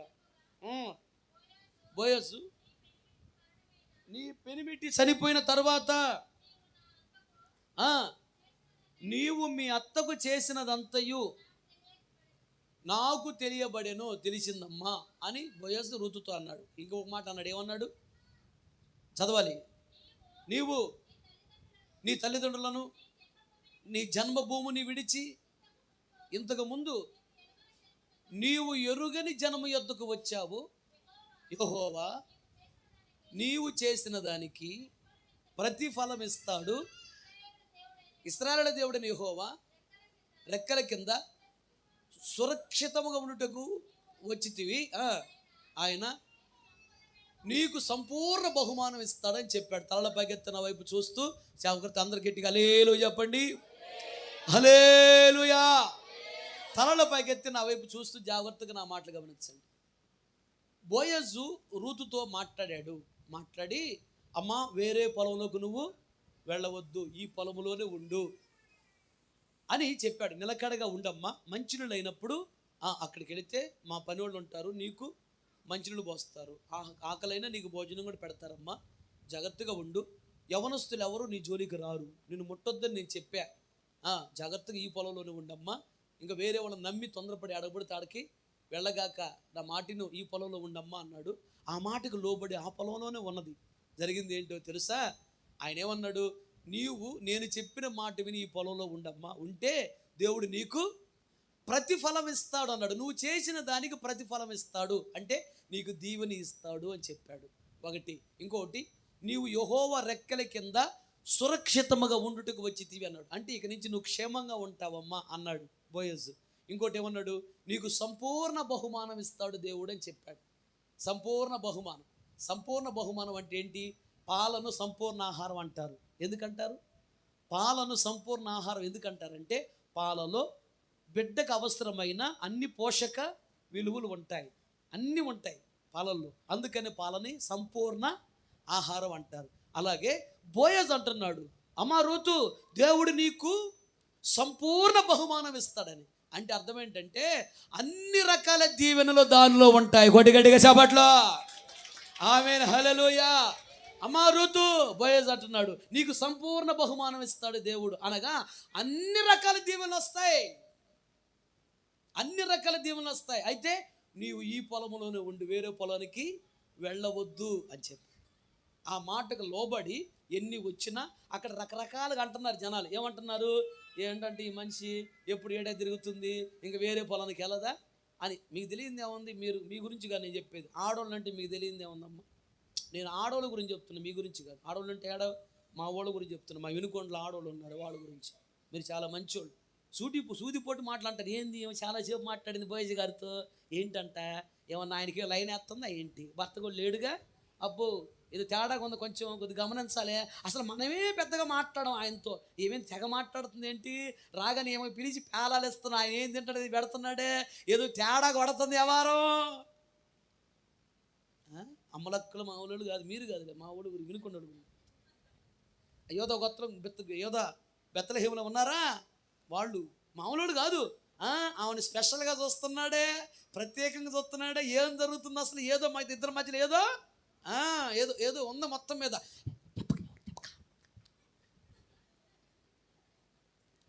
పక్కన కూడా వినపడకుండా బోయజ్ గారి భార్యకి చెప్పాలి, ఉతికించాలి దీన్ని. ఎక్కడి నుంచో వచ్చింది మాయదారిది, ఆయనకి లైన్ వేస్తుంది, రకరకాల మాటలు పాపం ఎన్నో వస్తున్నాయి. అప్పుడు బోయజ్ గారు గుర్తుపట్టాడు ఆవిడ యవనస్తురాలు, ఈయనను కొంచెం పెద్ద వయసు. గుర్తుపట్టాడు, ఆవిడని దీవించాడు కదా, ఈ పొలంలోనే ఉండమ్మా అని. ఆవిడమో ఆ పొలంలో ఉండలేకపోతుంది. ఎందుకు? రకరకాలుగా, అమ్మో జాగ్రత్తగా ఉండి, కొద్దిగా ఓవర్ చేయగాక. ఎక్కడి నుంచి వచ్చా? ఎవరి మీది? మోయాబు దేశం అండి. జాగ్రత్తగా ఓవర్ చేయగాక. కథ పరిగెరుకుంటున్నావా? పరిగెరుకుంటుంటే అడుక్కొని తింటాం. పరిగెరుకుంటుంటే అడుక్కోవడం దాని అర్థం అది. పరిగెరుకోవడానికి వచ్చింది, వెరగేరుకోవడానికి వచ్చావు, ఏరుకున్నట్టు ఉండు. ఏంది బోయజ్ గారిది ఎక్కువగా మాట్లాడుతున్నావు? వాళ్ళ భార్యకి చెప్తారు, జాగ్రత్త, మర్యాదగా ఉండేమనుకుంటున్నావు. మేము మాట్లాడలేక ఏంటి, మాకు బంధువు అవుతాడు ఆయన, మేమే సరిగా మాట్లాడవు, నువ్వెందుకు మాట్లాడుతున్నావు? ఓవర్ చేయక, జాగ్రత్తగా ఉండేమనుకుంటున్నావా అని ఆమెకు వార్నింగ్లు అనుమానించి మాట్లాడుతున్నారు. పాపం ఆవిడ ఆ పొలం విడిచిపెట్టి వెళ్ళిపోతావు, ఈ నిందలు ఆడబడతావులే, ఈ నిందలు ఆడబడతావు, వద్దులే, వేరే పొలంలోకి వెళదాం అనుకుంటుంది. కానీ బోయజ్ గారు ఏం చెప్పాడు? అమ్మా నువ్వు ఈ పొలంలోనే ఉండు, పొలాన్ని విడిచిపెట్టి నిందలు వచ్చినా, ఈ పొలంలో నిందలు వచ్చినా, అవమానం వచ్చినా, దరిద్రత వచ్చినా, కరువు వచ్చినా, కష్టాలు ఎదురైనా, ఎవరెన్ని మాటలన్నా నువ్వు పొరపాటు నీ పొలం విడిచిపెట్టి వెళ్ళగాక. దేవుడు ఇప్పుడు నువ్వు చేసిన దానికి, మీ అత్తగారికి నువ్వేమైతే చేసావో పరిచర్య, నీవు చేసిన దానికి దేవుడు నీకు ప్రతిఫలం ఇస్తాడు. నీవు ఆయన రెక్కల కింద సురక్షిత క్షేమంగానే ఉంటావు. దేవుడు నీకు సంపూర్ణ బహుమానం ఇస్తాడు. అంటే అన్ని రకాల దీవెనలు ఇస్తాడమ్మా. నా మాట విని పొలం విడిచిపెట్టి వెళ్ళగాకమ్మా అని చెప్పాడా. ఆ మాటకు లోబడి ఎన్ని నిందలు వచ్చినా, ఎన్ని అవమానాలు ఎదురైనా, ఎంత కష్టం ఎదురైనా, సూదిపోటు మాటలు ఎన్ని మాట్లాడినా, పొరపాటున కన్ను మూసుకొని బాధతో, వేదనతో, దుఃఖంతో నడుచుకుంది. పొలాన్ని విడిచిపెట్టకుండా అలాగే ఉంది. జరిగింది ఏంటి తెలుసా? ఒకరోజు దేవుడు బోయజ్ గారితో మాట్లాడాడు, రూతుతో మాట్లాడాడు, నయముతో మాట్లాడాడు. ఆయన వివాహం చేసుకోవని, ఆయన్ని వివాహం చేసుకుని. జరిగింది ఏంటి తెలుసా? ఏ పొలములో కొద్దిగా మంచినీళ్ళు పోస్తారా, ఆకలి అవుతుంది, కొంచెం అన్నం పెడతారని అడుక్కుంది కదా. ఏ పొలంలో అడుక్కుందో ఆ పొలాల మొత్తానికి అధికారం అయింది. కొట్టిగట్టిగా చెప్పట్లు. పొలాల మొత్తానికి యజమానురాలయ్యింది. కొట్టిగట్టిగా చెప్పట్లు. ఆమేన్, హల్లెలూయా, హల్లెలూయా. ఈ పొలంలోనే ఉండు, పొలాన్ని విడిచిపెట్టి వెళ్ళొద్దమ్మా. దేవుడు నీకు ఒక రోజు సంపూర్ణ బహుమానం ఇస్తాడు. ఆ పిల్లోని జరగనీయకండి చెప్పి మీకు భయం లేదు. ఎవరా పిల్లడు? ఎవరు పిల్లడు? వాడు కూర్చోబెట్టి ఒక గట్టి ఒకటి వేసి కూర్చొని నోరు మూసి కూర్చోబెట్టు. తిరనీగా పిల్లల్ని తిరగనీయకూడదు. చూసారా, లేచావంటే కారులు వేసుకుని పోతా, డిక్కీలు వెనక అడుగులు విడిచిపెట్టి వెళ్తా. జాగ్రత్తగా ఉండు. వినండి, చెప్పండి వాడికి, ఫాస్ట్గా వెళ్ళేటప్పుడు కారులు వేసుకెళ్తాడు అంటే అడుగులు విడిచిపెడతాడు, చీకట్లు విడిచిపెడతారని చెప్పి వెళ్ళాడు జాగ్రత్తగా. అలాగే చూసావా, ఆ పొలాల మొత్తానికి అధికారం అయింది ఆవిడ. ఇప్పుడు ఆయన ఎంత ఐశ్వర్యవంతుడు. ఆ రోజుల్లో ఆస్తుల ప్రకారం ఇప్పుడు లెక్క చూసుకుంటే కోట్లకు అధికారం ఆయన, లక్షల కోట్లకు అధికారం ఆయన. ఇప్పుడు ఈవిడ తినటానికి లేదు, ఉండటానికి లేదు, కట్టుకోవడానికి లేదు కదా. అలాంటిది ఇప్పుడు ఏమైంది? ఆవిడ బోయజ్ గారు మాట విని ఆ పొలంలోనే ఉంది. అప్పుడు ఆయన గమనించాడు, ఇన్ని నిందలు వచ్చినా, చాలామంది చెప్తున్నారు, అయ్యా ఆ అమ్మాయిని రకరకాలుగా అంటున్నారు అయ్యా అంటే, నీకు ఆ అమ్మాయికి ఇది కడుతున్నారు అయ్యా అంటే, అసలు పెళ్లి చేసుకుంటే ఏ బాధ ఉండదు అని చెప్పేసి పిలిచి, అందరిని పిలిచి, సంఘ పెద్దలందరిని పిలిచి, రండి బాబు, ఎందుకు ఈ నిందలు, ఎందుకు ఈ బాధ, ఎందుకు? ఆ అమ్మాయి ఎవరో కాదు. ఎవరో అమ్మాయి మా అన్నయ్య కోడలే, అమ్మాయి కోడలే, కనుక నేనే వివాహం చేసుకున్నాను చెప్పి వివాహం చేసుకున్నాడు. ఇక నిందలు ఉంటాయా? ఇక అయిపోయిందా? ఇంకేమైనా మాట్లాడతారా? మనోడు దాకా అమ్మో జాగ్రత్తగా ఉండి, కొద్దిగా ఓవర్ చేయగాక, ఏంది ఆయనతో తెగ మాట్లాడుతున్నా, ఆయన మాకు బంధువే, నా జాగ్రత్తగా ఏమనుకున్నా తాట తీస్తా. అన్న వాళ్ళందరూ ఏమంటున్నారు? చేతులు కట్టుకొని, అమ్మా రూతమ్మా కొద్దిగా అన్నం పెడతావా, కొద్దిగా మంచిళ్ళు ఇస్తావా? ఎందుకు? ఇప్పుడు యజమానురాలు అయిపోయింది. ఆయన ఆమెలో ఏ భక్తి చూశాడు అంటే, నిందలు వచ్చినా, అవమానాలు వచ్చినా, కష్టాలు వచ్చినా, నీకు బోయజ్ గారితో ఏదో అక్రమ సంబంధం అని రకరకాలుగా అన్నా, బోయజ్ గారు పొలం విడిచిపెట్టి వెళ్ళొద్దు అన్నాడు కదా. ఎన్ని వచ్చినా సహించుకొని భరించుకొని ఆయన మాటకి విలువిచ్చి పొలాన్ని విడిచిపెట్టకుండా ఆ పొలంలోనే ఉంది కాబట్టి అది నచ్చింది ఆయనకి. అందుకు ఆవిడ వివాహం చేసుకున్నాడు. తర్వాత ఏం జరిగింది తెలుసా? వాళ్ళకు కొడుకు పుట్టాడు. ఆయన పేరేం పేరు? ఓబేదు. ఆయన పుట్టాడు ఓబేదు అని. ఆయన పుట్టాడు. ఆయన పుట్టిన తర్వాత ఆయనకు ఒక కొడుకు పుట్టాడు. ఆయన పేరు యెషయి. యెషయికి కొడుకు పుట్టాడు. నా 8వ వాడు ఎవరైనా దావీదు. దావీదు వంశము నుండి యేసు ప్రభు వచ్చాడు. గట్టి చప్పట్లో దేవునికి స్తోత్ర. ఇప్పుడు రూతు గర్భము నుండి ఎవరు వచ్చారు? యేసయ్య వచ్చాడు. చూసావు, మోయాబీయులు అంటే శపించబడిన వారు. శపించబడినదైనా ఈవిడ యోధా బెత్లెహేమునకు వచ్చి బోయజ్ గారు మాట విని ఆ పొలంలో చేరింది. పొలంలో నిందన వచ్చిన, అవమానం ఎదురైనా, ఎన్ని ఎదురైనా పొలాన్ని విడిచిపెట్టకుండా పొలంలోనే ఉంది. కాబట్టి ఆవిడ ఏ పొలంలో అడుక్కుందో ఆ పొలంలోనే ఆవిడ గొప్ప ఐశ్వర్యవంతురాలయ్యింది. కారణము బోయజ్ గారు చెప్పిన మాట విన్నది. ఏం చెప్పాడు? అమ్మ ఈ పొలంలోనే ఉండని చెప్పాడు. ఎవరు ఈ బోయజ్ అంటే? యేసయ్య. పొలం అంటే ఏంటి? సంఘము. బోయజ్ ఆమెతో చెప్పాడు, రూతు అంటే సంఘము, పొలం అంటే మందిరము. చాలా జాగ్రత్త గమనించాలి. బోయజ్ చెప్పాడు, అమ్మ రూతు ఈ పొలంలోనే ఉండు, పొరపాటును పొలాన్ని విడిచిపెట్టి వెళ్ళొద్దు అన్నాడు. ఆయన మాటకు లోబడింది కాబట్టి ఈ అమ్మాయి మంచి అమ్మాయి, భక్తి గలదని ఆమెను వివాహం చేస్తాడు. ఎన్ని నిందలు వచ్చిన విడిచిపెట్టల. అలాగే బోయజ్ చెప్పినట్టుగా రూతుతో యేసయ్య చెప్తున్నాడు. ఇప్పుడు మీతో యేసయ్య చెప్తున్నాడు. ఏం చెప్తున్నాడు? నా కుమారుడా, నా కుమార్తె, ఈ సంఘాన్ని విడిచిపెట్టి, ఈ మందిరాన్ని విడిచిపెట్టి పొరపాటు నువ్వు ఎక్కడికి వెళ్ళవద్దు అని దేవుడు చెప్తున్నాడు. ఈ మాట వింటే రూతు వలె నువ్వు దీవించబడతావు. ఆమేన్. చెప్పాలి గట్టిగా హల్లెలూయా. సంఘాన్ని విడిచిపెట్టి వెడితే శాపం. సంఘాన్ని విడిచిపెట్టి వెళ్ళకూడదు. నువ్వు సంఘాన్ని విడిచిపెట్టి వెళ్ళావనుకో, అప్పుడు ఇక రాయేషు మోకరిస్తాడు, లాజరును మోకరిస్తాడు. మోకరించి ఏమని ప్రార్థన చేస్తారు? ప్రభువా, అయ్యా ఆవిడ కుటుంబంలో అప్పులు ఉన్నప్పుడు ఉపవాసం ప్రార్థన చేసాం ప్రభువా. వాడు దుఃఖంలో ఉన్నప్పుడు మేము ఉపవాసం ఉండి కడుపు కట్టుకొని ప్రార్థన చేసాం ప్రభువా. గంటల మోకాళ్ళకు ప్రార్థన చేసిన ప్రభువా. వాళ్ళ ఆత్మీయ జీవితంలో ఎదిగించాలని అరిచి వాక్యం చెప్పి ప్రభువా, ఓపిక కూడా తగ్గిపోయింది ప్రభువా. అలాగే గంటలు వాక్యం నిలబడి వాక్యం చెప్పానయ్యా. అరిసి వర్షిప్పులు చేశాను ప్రభు, పాడి వాళ్ళ కోసం ఎంతో ప్రార్థన చేశానయ్యా. ఎన్నో గంటలు మొక్కాళ్ళ మీద ఉండి వాక్యం గంటలు వాక్యం చదివి వాళ్ళకి వాక్యం చెప్పి వాళ్ళని ఇప్పుడు ఆత్మీయ జీవితంలో ఎదిగించానయ్యా. ఒకప్పుడు మందిరానికి వచ్చినప్పుడు వాళ్ళకి ప్రార్థన చేయడం సరిగ్గా తెలియదయ్యా, భక్తి అంటే ఏంటో తెలియదయ్యా. ఇప్పుడు వాళ్ళకి నేను భక్తి నేర్పించానయ్యా, వాళ్ళకి ఇప్పుడు ప్రార్థన నేర్పించాను ప్రభువా. ఎవరో చెప్పిన మాటలు విని మందిని విడిచిపెట్టి వెళ్ళారయ్యా, నన్ను విడిచిపెట్టి వెళ్ళారయ్యా అని వాళ్ళు మోకరించి కన్నీళ్లు గార్చారా? ఏమైతే తెలుసా? ప్రపంచంలో నువ్వు ఏ సంఘంలోకి వెళ్ళినా దీవెన ఉండదు, ఇంకా ఆశీర్వాదం ఉండదు. ఎందుకు? కన్నీళ్ళు గార్చారు కదా. సేవకుడు కన్నీళ్ళు వరకు పోతాయా? మేము ఎంతో ప్రార్థన చేస్తే ఈరోజు దీవించబడిన తర్వాత మమ్మల్ని విడిచిపెట్టి వేరే ఏదో సంఘాల చుట్టూ తిరుగుతున్నారు ప్రభువా. ఏదో ఒక మాట అన్నానని వాళ్ళు కోపంతో బాధతో వేరే సంఘానికి వెళ్ళిపోయారు ప్రభువా అని కన్నీళ్ళు కార్చారా? ఈ కన్నీళ్ళు వెంటబడతాయి. ఇక నువ్వు ఏ సంఘంలోకి వెళ్ళినా కన్నీళ్ళు వెంటబడతాయి. కాబట్టి ఆశీర్వాదం ఉండదు, దీవెన ఉండదు. ఎక్కడికి వెళ్ళినా శాపమే, కన్నీళ్ళే, అప్పులే, రోగాలే, నిందలే, అవమానమే, దరిద్రతే. పిల్లలకు బాగుండదు, భర్తకు బాగుండదు, ఉద్యోగాలు ఉండవు, సంతానం ఉండదు. ఇక పరిస్థితి ఘోరంగా ఉండదు. ఇల్లు అమ్ముకోవాలి, పొలం అమ్ముకోవాలి, అన్ని పోగొట్టుకుని అడుక్కునే పరిస్థితికి రావాల్సి వచ్చింది. దైవజనుడు కన్నీళ్ళు అంత భయంకరంగా ఉంటాయి. దైవజనుడి కన్నీళ్ళు మీ కొరకు పార్చాలి. ఎందుకు?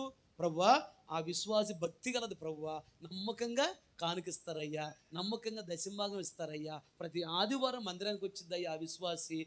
అయ్యా ఏ పరిచర్యని బాగా చేస్తారయ్యా, సేవకుల మాటకు బాగా లోబడతారయ్యా.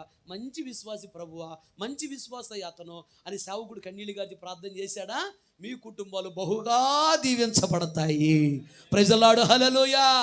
అలా కాకుండా ఏదో చిన్న మాట అన్నానని ప్రభువా, నన్ను విడిచిపెట్టి వేరే సంఘానికి వెళ్ళిపోయారు, వేరే మందిరానికి వెళ్ళిపోయారు ప్రభు, కన్నీళ్ళు గార్చాడా? ఇక జీవితం నాశనం అయిపోయినట్టే. అలాంటి తెచ్చుకోవద్దు. దేవుడు ఇక్కడికి తీసుకొచ్చాడంటే ఇది దేవుని చిత్తమే. దేవుని చిత్తం లేకపోతే ఇక్కడికి మీరు రారు. దేవుని చిత్తమే ఇక్కడికి రావటమే. దేవుడే మిమ్మల్ని తీసుకొచ్చాడు. కనుక వేరే సంఘానికి వెళ్ళాలనే ఆలోచన రానేగాకండి. వేరే వాళ్ళు రకరకాలు చెప్తూ ఉంటారు, మాది పెద్ద సంఘము అని చెబుతూ ఉంటారు. ఏమి వెళ్ళగాకండి. దేవుడు ఏమన్నాడు? చిన్న మంద పెద్ద మంద భయపడగాకన్నాడు. ఏమంది అన్నాడు? పెద్ద మంద అన్నాడు బైబిల్లో. పెద్ద మంద భయపడగాకన్నాడా? చిన్న మంద భయపడగాకన్నాడు. చిన్న మంద భయపడగాకన్నాడు, పెద్ద మంద భయపడగాకన్నాడు. జాగ్రత్త గమనించండి. కనుక దేవుడే తీసుకొచ్చాడు. దేవుడు మిమ్మల్ని తప్పనిసరిగా ఆశీర్వదిస్తాడు. దేవుడు చెప్తున్నాడు, ఇప్పుడు బోయే చెప్పినట్టుగా, ఈ పొలంలోనే అనగా ఈ మందిరంలోనే ఉండండి, ఈ సంఘములోనే ఉండండి. దేవుడు తగిన సమయంలో మిమ్మలను రూతును దీవించినట్టుగా బహుగా దీవించబోతున్నాడు. ఒక సేవకుడు ప్రవచనం నాకు చెప్తున్నా, ఇది జరిగిద్దంతే. దేవుడు చెప్పమన్నాడు ఈ మాటలు నేను చెప్తున్నా. ఈరోజు దరిద్రతో ఉన్నావేమో, కరువులో ఉన్నావేమో, అప్పుల్లో ఉన్నావేమో, రోగాల్లో ఉన్నావేమో, నిందల్లో ఉన్నావేమో, అవమానంలో ఉన్నావేమో, సమస్యల్లో ఉన్నావేమో, అన్నీ పోతాయి. రూతుని దీవించినట్టు దేవుడు నీకు ఏ బహుమానం ఇవ్వబోతున్నాడు? సంపూర్ణ బహుమానం ఇవ్వబోతున్నాడు. కొద్ది గట్టిగా చెప్పట్లో ఆమేన్, హల్లెలూయా. సంపూర్ణ బహుమానం అనుగ్రహించబోతూ ఉన్నాడు. సంపూర్ణ బహుమానం అనుగ్రహించబోతున్నాడు అంటే అన్ని దీవెనలు ఇస్తాడు. గుర్తుపెట్టుకున్న తర్వాత మీరు చెప్తారు ఎన్ని జరుగుతాయి. సంఘాన్ని విడిచిపెట్టి వెళ్ళగాక సేవకుడు కన్నీళ్ళు పెడతాడు. సంఘాన్ని విడిచిపెట్టి వెళితే రాజేష్ భక్తి గలవాడు, మంచి సేవకుడు, రోషం గల సేవకుడు. లాజరు మంచి భక్తి గలవాడు. ఆ కుటుంబం గురించి నాకు బాగా తెలుసు. నాకు ఇంచుమించు 20 సంవత్సరాల నుంచి తెలుసు ఆ కుటుంబం. ఎందుకంటే నేను డోన్లో సేవ చేశాను. 20 సంవత్సరాల క్రితం డోన్లో నేను సేవ చేశాను. అప్పుడు ప్రతి నెల ఎప్పుడు మేము నంద్యాలలో ఉండేవాళ్ళం. ఆ కుటుంబానికి వెళ్తూ ఉండేవాళ్ళం. వాళ్ళ తమ్ముడు బాబుని ఉన్నాడు కదా, మేమిద్దరం ఒకటే బ్యాచ్, ఫ్రెండ్స్, బెస్ట్ ఫ్రెండ్స్ అని. ఫ్రెండ్ అనమాట, నాకు బెస్ట్ ఫ్రెండ్ నేను. ఆ కుటుంబం నాకు బాగా తెలుసు. భక్తిగల ఫ్యామిలీ వాళ్ళు. సంఘం కొరకు వాళ్ళు ఎంతో వేల రూపాయలు, లక్షల రూపాయలు ఖర్చు పెట్టిన వాళ్ళు, ఎంతో నమ్మకంగా పరిచర్య చేసిన వాళ్ళు. మంచి సాక్ష్యం దేవుడు నాకు వాళ్ళ గురించి చెప్పాడు. నాకు చెప్పాడు. పరిశుద్ధమైన తల నిలబడి చెప్తున్నా, నేను అబద్ధం చెప్పను. మంచి సాక్ష్యం చెప్పాడు. రాబో దినాల్లో పెద్ద మందిరం ఉండేది ఇక్కడ. దేవుడు పెద్ద మందిరాన్ని ఇస్తాడు, పెద్ద సంఘాన్ని ఇస్తాడు. నువ్వేం కంగారు పడగాక, జనాన్ని చెప్పిన మాట వినగాక. దూరపు కొండలు నున్నగా ఉంటాయి, దగ్గరికి వెళితే ఆడ పెద్ద పెద్ద గరుకులు ఉంటాయి. మీకు తెలియదు. కొందరు అంటారు మాది పెద్ద సంఘం రమ్మంటారు. మీకు తెలియదు లోపల ఉన్నటువంటి గరుకులు మీకు తెలియదు, మాకు తెలుసు. పైన పటారం, లోన లొట్టారం, మీకు తెలియదు. అది మాకు బాగా తెలుసు. మీకు తెలియదు అవన్నీ పరిశుద్ధమైన స్థలం నిలబడి ఉన్నాను చెప్పకూడదు నేను. మీకు తెలియదు ఏమి. మీరు పైనే చూస్తూ ఉంటారు, మేము లోపల చూసి వచ్చాం. లోపలన్నీ చూసి వచ్చాం మేము, అన్నీ తెలుసు మాకు. కనుక అవి నచ్చకే వచ్చాం, చీ అని వచ్చేసాం. పక్కన కొంచెం రోషంగా బ్రతుకుతున్నాం, యథార్థంగా బ్రతుకుతున్నాం. ఏమి లేదు అక్కడ. ఒట్టి దూరపు కొండ నునుపు, పరిగెత్తగాకండి. నేను చెప్పిన మాటలు తర్వాత చిన్నగా మీకు అర్థమవుతాయి. పాస్టర్ గారు నేను చెప్పేది నిజం. ఇప్పుడు మీకు తెలియదు, తర్వాత తెలిసిద్ది మొత్తం. కనుక రాజేష్ భక్తి గలవాడు, అభిషేకించబడిన సేవకుడు. కృప పోయిందని చెప్తారు. ఎందుకు? ఎన్ని అబద్ధాలు, ఒట్టి మాటలు. కృప అడగబోద్ది, కృప వద్దా? నేను వసన మినిస్ట్రీ నుంచి బయటకు వచ్చినప్పుడు నాకు పాటలు రాదు, పాటలు రాయటం రాదు.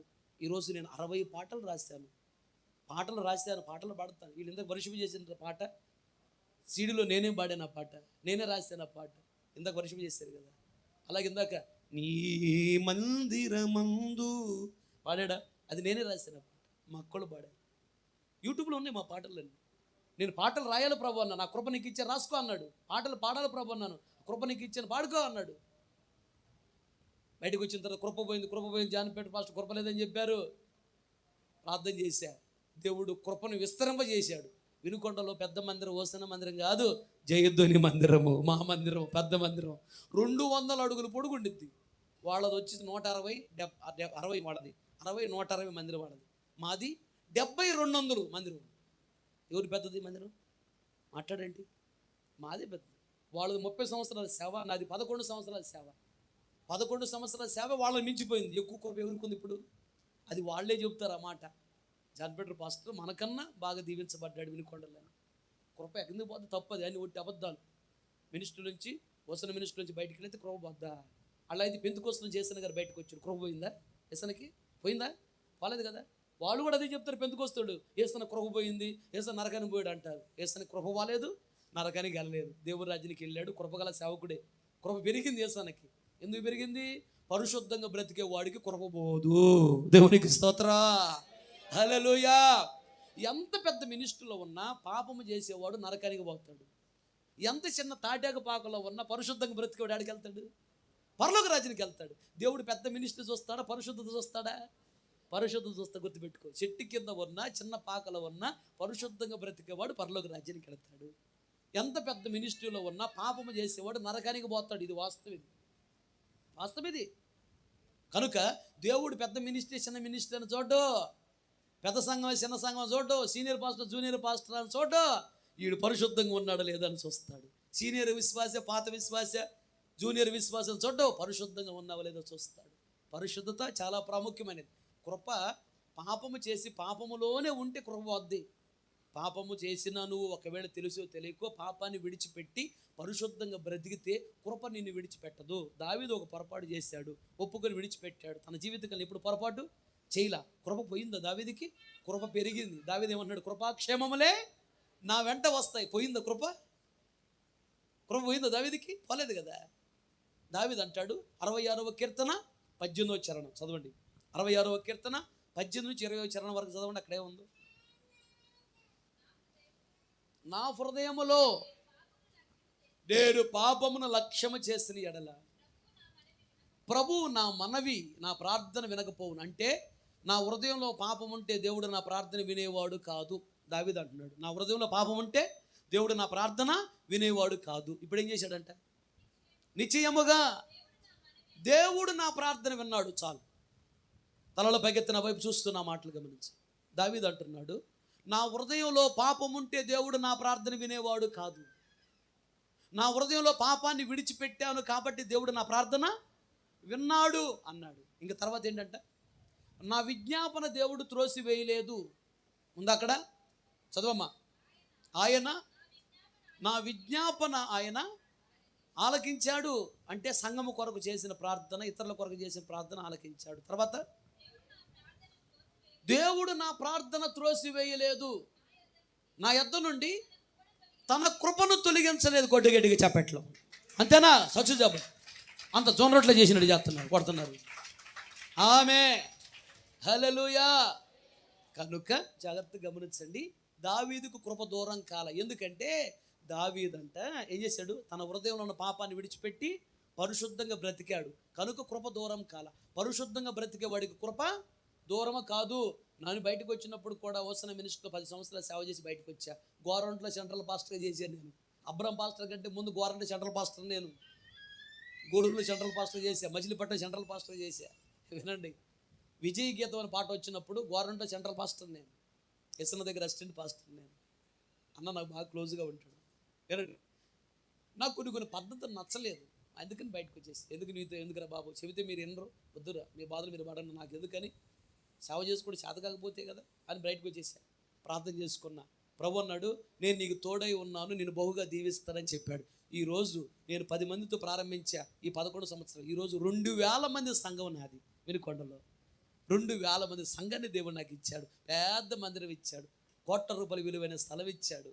₹1,00,00,000 విలువైన మందిరం ఇచ్చాడు. సమృద్ధిగా అన్నీ ఇచ్చాడు నాకు. కృప తగ్గిందే పెరిగిందా?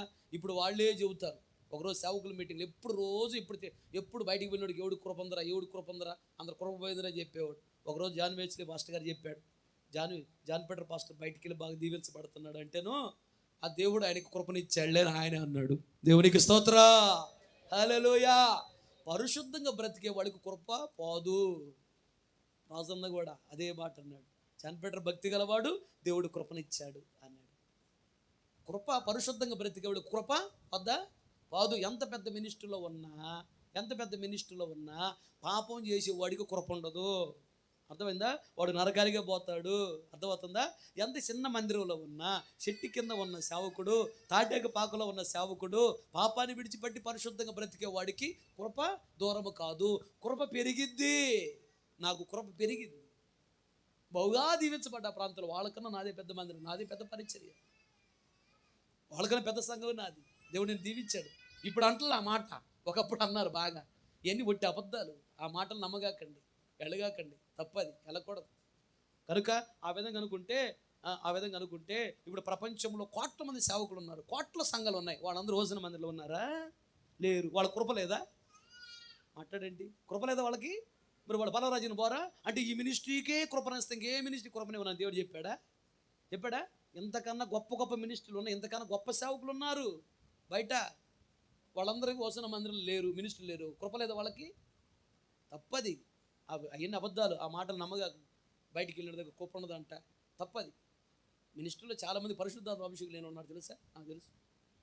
కృప లేని వాళ్ళు ఉన్నారు తెలుసా? వాళ్ళు ప్రార్థన చేస్తే దేయాలు కూడా బాగు. వాస్తవం అది.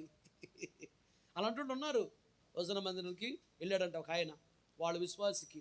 ఆయన పేరు ఏంటంటే ఏం పేరు నగేష్ కదా. నగేష్, వెనుకొండలో నగేష్ అని ఒక విశ్వాసం ఉన్నాడు వసన మందిరంలో. అక్కడ పాస్టర్ ప్రార్థన చేస్తే దెయ్యం పోలేదంట.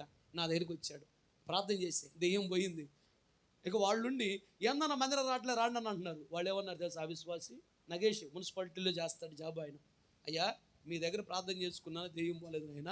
జానిపేటర్ అన్న దగ్గరికి వెళ్ళాను, దెయ్యం పోయింది నాయన. ఇక నేను జానిపేటర్ని విడిచిపెట్టను నాయన అని నా దగ్గరికి వస్తున్నాడు. ఇప్పుడు ఎక్కడ కృప ఉంది, ఎక్కడ కృప లేదు? ఇప్పుడు అర్థమైంది మీకు? అర్థమైందా? యేసన్న గారు చెప్పిన మాట నేను చెప్తున్నానండి. యేసన్న గారు మనసులో ఉన్నప్పుడు చెప్పాడు, ఆయన దగ్గర నేను ఉన్నా. ఏం చెప్పాడు తెలుసా? 40 సంవత్సరాలు దాటితే కృప ఉండదు రా, కృప తగ్గిద్ది అన్నాడు. ఏ మినిస్ట్రీకైనా 40 సంవత్సరాలు దాటితే కృప తగ్గిద్దని యేసన్న చెప్పాడు. నా చెవులతో నేను విన్నా, అబద్ధమే చెప్పట్లా. 40 సంవత్సరాలు దాటితే ఏ సంఘానికైనా కృప తగ్గిద్దంట. ఇప్పుడు ఓసన్న మినిస్ట్రీ ఎన్ని సంవత్సరాలు? మనం జరిగింది ఎన్ని గుడాల పండగ? మన 46 47 46 47 జరిగింది. అంటే 40 సంవత్సరాలు దాటిపోయిందా లేదా? యేసన్న గారు చెప్పాడు 40 సంవత్సరాలు దాటితే కృప తగ్గిద్దని దేవుడు చెప్పాడు. ఇప్పుడు తగ్గుతుంది పెరుగుతుంది? అక్కడ కృప తగ్గింది. కావాలంటే చూడు, ఒకప్పుడు గుడారాల పండుగలో వాక్యాలు ఎలా ఉండేవి? పోయిన సంవత్సరం వాక్యాలు వినండి. ఏదన్నా పశ్చాత్తాపం కలిగేటువంటి వాక్యం ఉందా? ఆలోచించారా? వాక్యాలు వినండి. కృప తగ్గింది అక్కడ. ఒకప్పుడు పాటలు ఎలా ఉండే? యేసన్న గారి పాటలు. ఈరోజు పాటలు ఏమైనా ఉందా? ఒట్టి మ్యూజిక్కి. కృప తగ్గింది. యేసన్న చెప్పాడు ఆ మాట, కృప తగ్గిద్దిరా మన మినిస్ట్రీకి అన్నాడు. వసన మినిస్ట్రీ కృప తగ్గిద్దిరా 40 సంవత్సరాలు దాటితే అన్నాడు యేసన్న గారు. అన్నాడా? 40 తగ్గి వచ్చింది కదా, కృప తగ్గిద్ది. యేసన్న చెప్పాడు ఈ మాట. 40 దాటితే కృప తగ్గిద్దిరా అన్నాడు. యేసన్న చెప్పాడు. తగ్గింది పెరుగుతుందా? తగ్గింది. ఒకప్పుడు గుడారాల పండుగలో వర్షిప్ చేస్తాడు, కింద పడి వెళ్ళాడు విశ్వాసులు, ఆత్మను ఆనందించేవాడు. ఈరోజు వాడు ఆత్మను ఆనందిస్తున్నాడా? గుడారాల పండుగ వర్షిప్ చేసే జీవుడు ఆ స్టేజ్ మీద ఉన్న వాళ్ళకేమో ఆత్మ రావట్లా. అందుగురించి గమనించావా? ఇవన్నీ మేము చూస్తున్నాం. కృప తగ్గింది అక్కడ. వాళ్ళు మాకు కృప పోయిందని చెబుతారు, బయటకు వచ్చిన వాళ్ళకి కృప పోయిందని చెప్తారు. వాళ్ళ మాటలు వినగా అక్కడ తప్ప ఆయన అబద్ధాలు అవన్నీ. ఒట్టి మాట చెప్పుకుని బతుకుతున్నాడు. ఏమీ లేదు అక్కడ, అన్నీ అయిపోయింది. కృప తగ్గిపోయింది. ఇది పెరిగే కృప. దేవునికి స్తోత్ర. ఇది పెరిగే కృప, అది తగ్గిపోయే కృప. అవి మనకెందుకు? రాబోద్ది నన్ను గుర్తుపెట్టుకో. ప్రవచన చెప్తున్నా, ఇప్పుడు పెద్ద మందిరం కట్టబడిద్ది, పెద్ద సంఘంగా మార్చబడిద్ది, దేవుడు దీవిస్తాడు. ఇది పెరిగే కృప. వాళ్ళు అంటారు మాది పెద్ద మందిరము, మా పెద్ద మినిస్టర్. అన్నీ ఒట్టి అబద్ధాలే, అయినా చెప్పకూడదు. వాళ్ళు ఒకటి మాట చెబుతారు. వాళ్ళ మాట ఎలాగాకండి. దేవుడు చెప్తున్నాడు, ఈ సంఘంలోనే మీరు ఉండండి, మీరు దీవించబడతారు, ఆశీర్వదించబడతారు, గొప్పగా హెచ్చించబడతారు. దేవుడు మాట్లాడుతున్నాడు, రాబో దినాల్లో మీ కుటుంబాలు దీవించబడతాయి, మీ కుటుంబాలు హెచ్చించబడతాయి, మీ కుటుంబాలు ఘనపరచ. ఆమె చెప్పండి. ఆమె బోయజు ఋతుతో చెప్పినట్టుగా, అమ్మా దేవుడు నీకు సంపూర్ణ బహుమానం ఇస్తాడు, నీవు ఈ పొలంలోనే ఉండు. పరిశుద్ధాత్మ అభిషేకం పొందుకొని సేవ చేస్తూ పరిశుద్ధాత్మ చేత నడిపించబడే సేవకుడు కృప తగ్గదు, కృప పెరిగిద్ది. దేవుడు తోడుగా ఉన్నాడు ఈ సేవకులకి. కృప ఎందుకు తగ్గిద్ది? దేవుడు ఉన్నాడు ఇక్కడ. నేను వచ్చి 2 రోజులు ఇక్కడే ఉన్నాను కదా, ప్రార్థన చేస్తున్నాను. ప్రభు నాకు బయలుపరుస్తున్నాడు చాలా విషయాలు. ఇక్కడ సంఘం గురించి చెప్తున్నాడు, చాలా విషయాలు చెప్తూ ఉన్నాడు. కృప పెరిగిద్ది. రాబోతున్న ఈ మినిస్ట్రీ బాగా దీవించబడింది. దేవుడు బాగా దీవించబోతున్నాడు. ఏదైనా మొట్టమొదట చిన్నగానే ప్రారంభమైంది. చిన్న శినుకులు కలిస్తేనే పెద్ద శినుకులు అవుతాయి, పెద్ద శినుకులు కలిస్తే చిన్న కాలువలు అవుతాయి, చిన్న కాలువలు కలిసి పెద్ద కాలువలు అవుతాయి, పెద్ద కాలువలు కలిస్తే పెద్ద నది అయింది. అంతేనా? డైరెక్ట్ ఒకసారి నది అయిందా? నది ఎట్టయింది? చిన్ని శినుకులే నదులు అవుతాయి. అలాగే ఎప్పుడైనా 2 విశ్వాసులు, తర్వాత 3 విశ్వాసులు, 10 మంది విశ్వాసులు, 20 మంది విశ్వాసులు, అలా అలా అలా అలా అది ఒకరోజు పెద్ద మినిస్ట్రీ అయ్యిద్ది. ఆమేన్, హల్లెలూయా.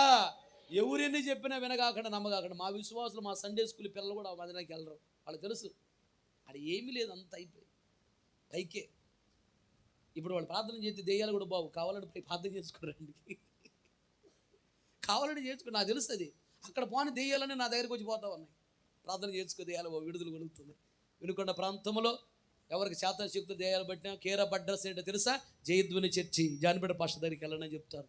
రావాలి, అది అంత శాతపడి శక్తిని పారిపోవాల్సింది. దేవస్తున్నాము. కృప పోయింది, పెరిగిందా? అది పెరిగింది కృప. ఒట్టి మాటలు అబద్ధాలు చెప్తారు జనాలు ఎత్తుకెళ్ళడానికి. ఎన్ని మాట వినగాకండి, వెళ్ళగాకండి, తప్పది. అయినా మీకు తెలియదు, ఇంక చాలా ఉన్నాయి అక్కడ. అయినా నేను చెప్పట్లా, చాలా ఉన్నాయి అక్కడ. అయినా తెత్తు వామ్మ అంటారు. అవి ఏమీ లేదు అక్కడ. పైన పడ్డారు లోన్లట్ట. వెళ్ళగాకండి. దేవుడు మిమ్మల్ని తీసుకొచ్చాడు, నిలబడండి. దేవుడు మీ కుటుంబాన్ని బహుగా దీవించబోతున్నాడు. ఆమేన్. ఆ తర్వాత మాట ఇప్పుడు చదువు, కొద్ది మాట చెప్పి నేను ముగిస్తా. ఋతు గ్రంథంలో 2వ అధ్యాయము 10వ వచనం నుండి 8వ వచనం నుండి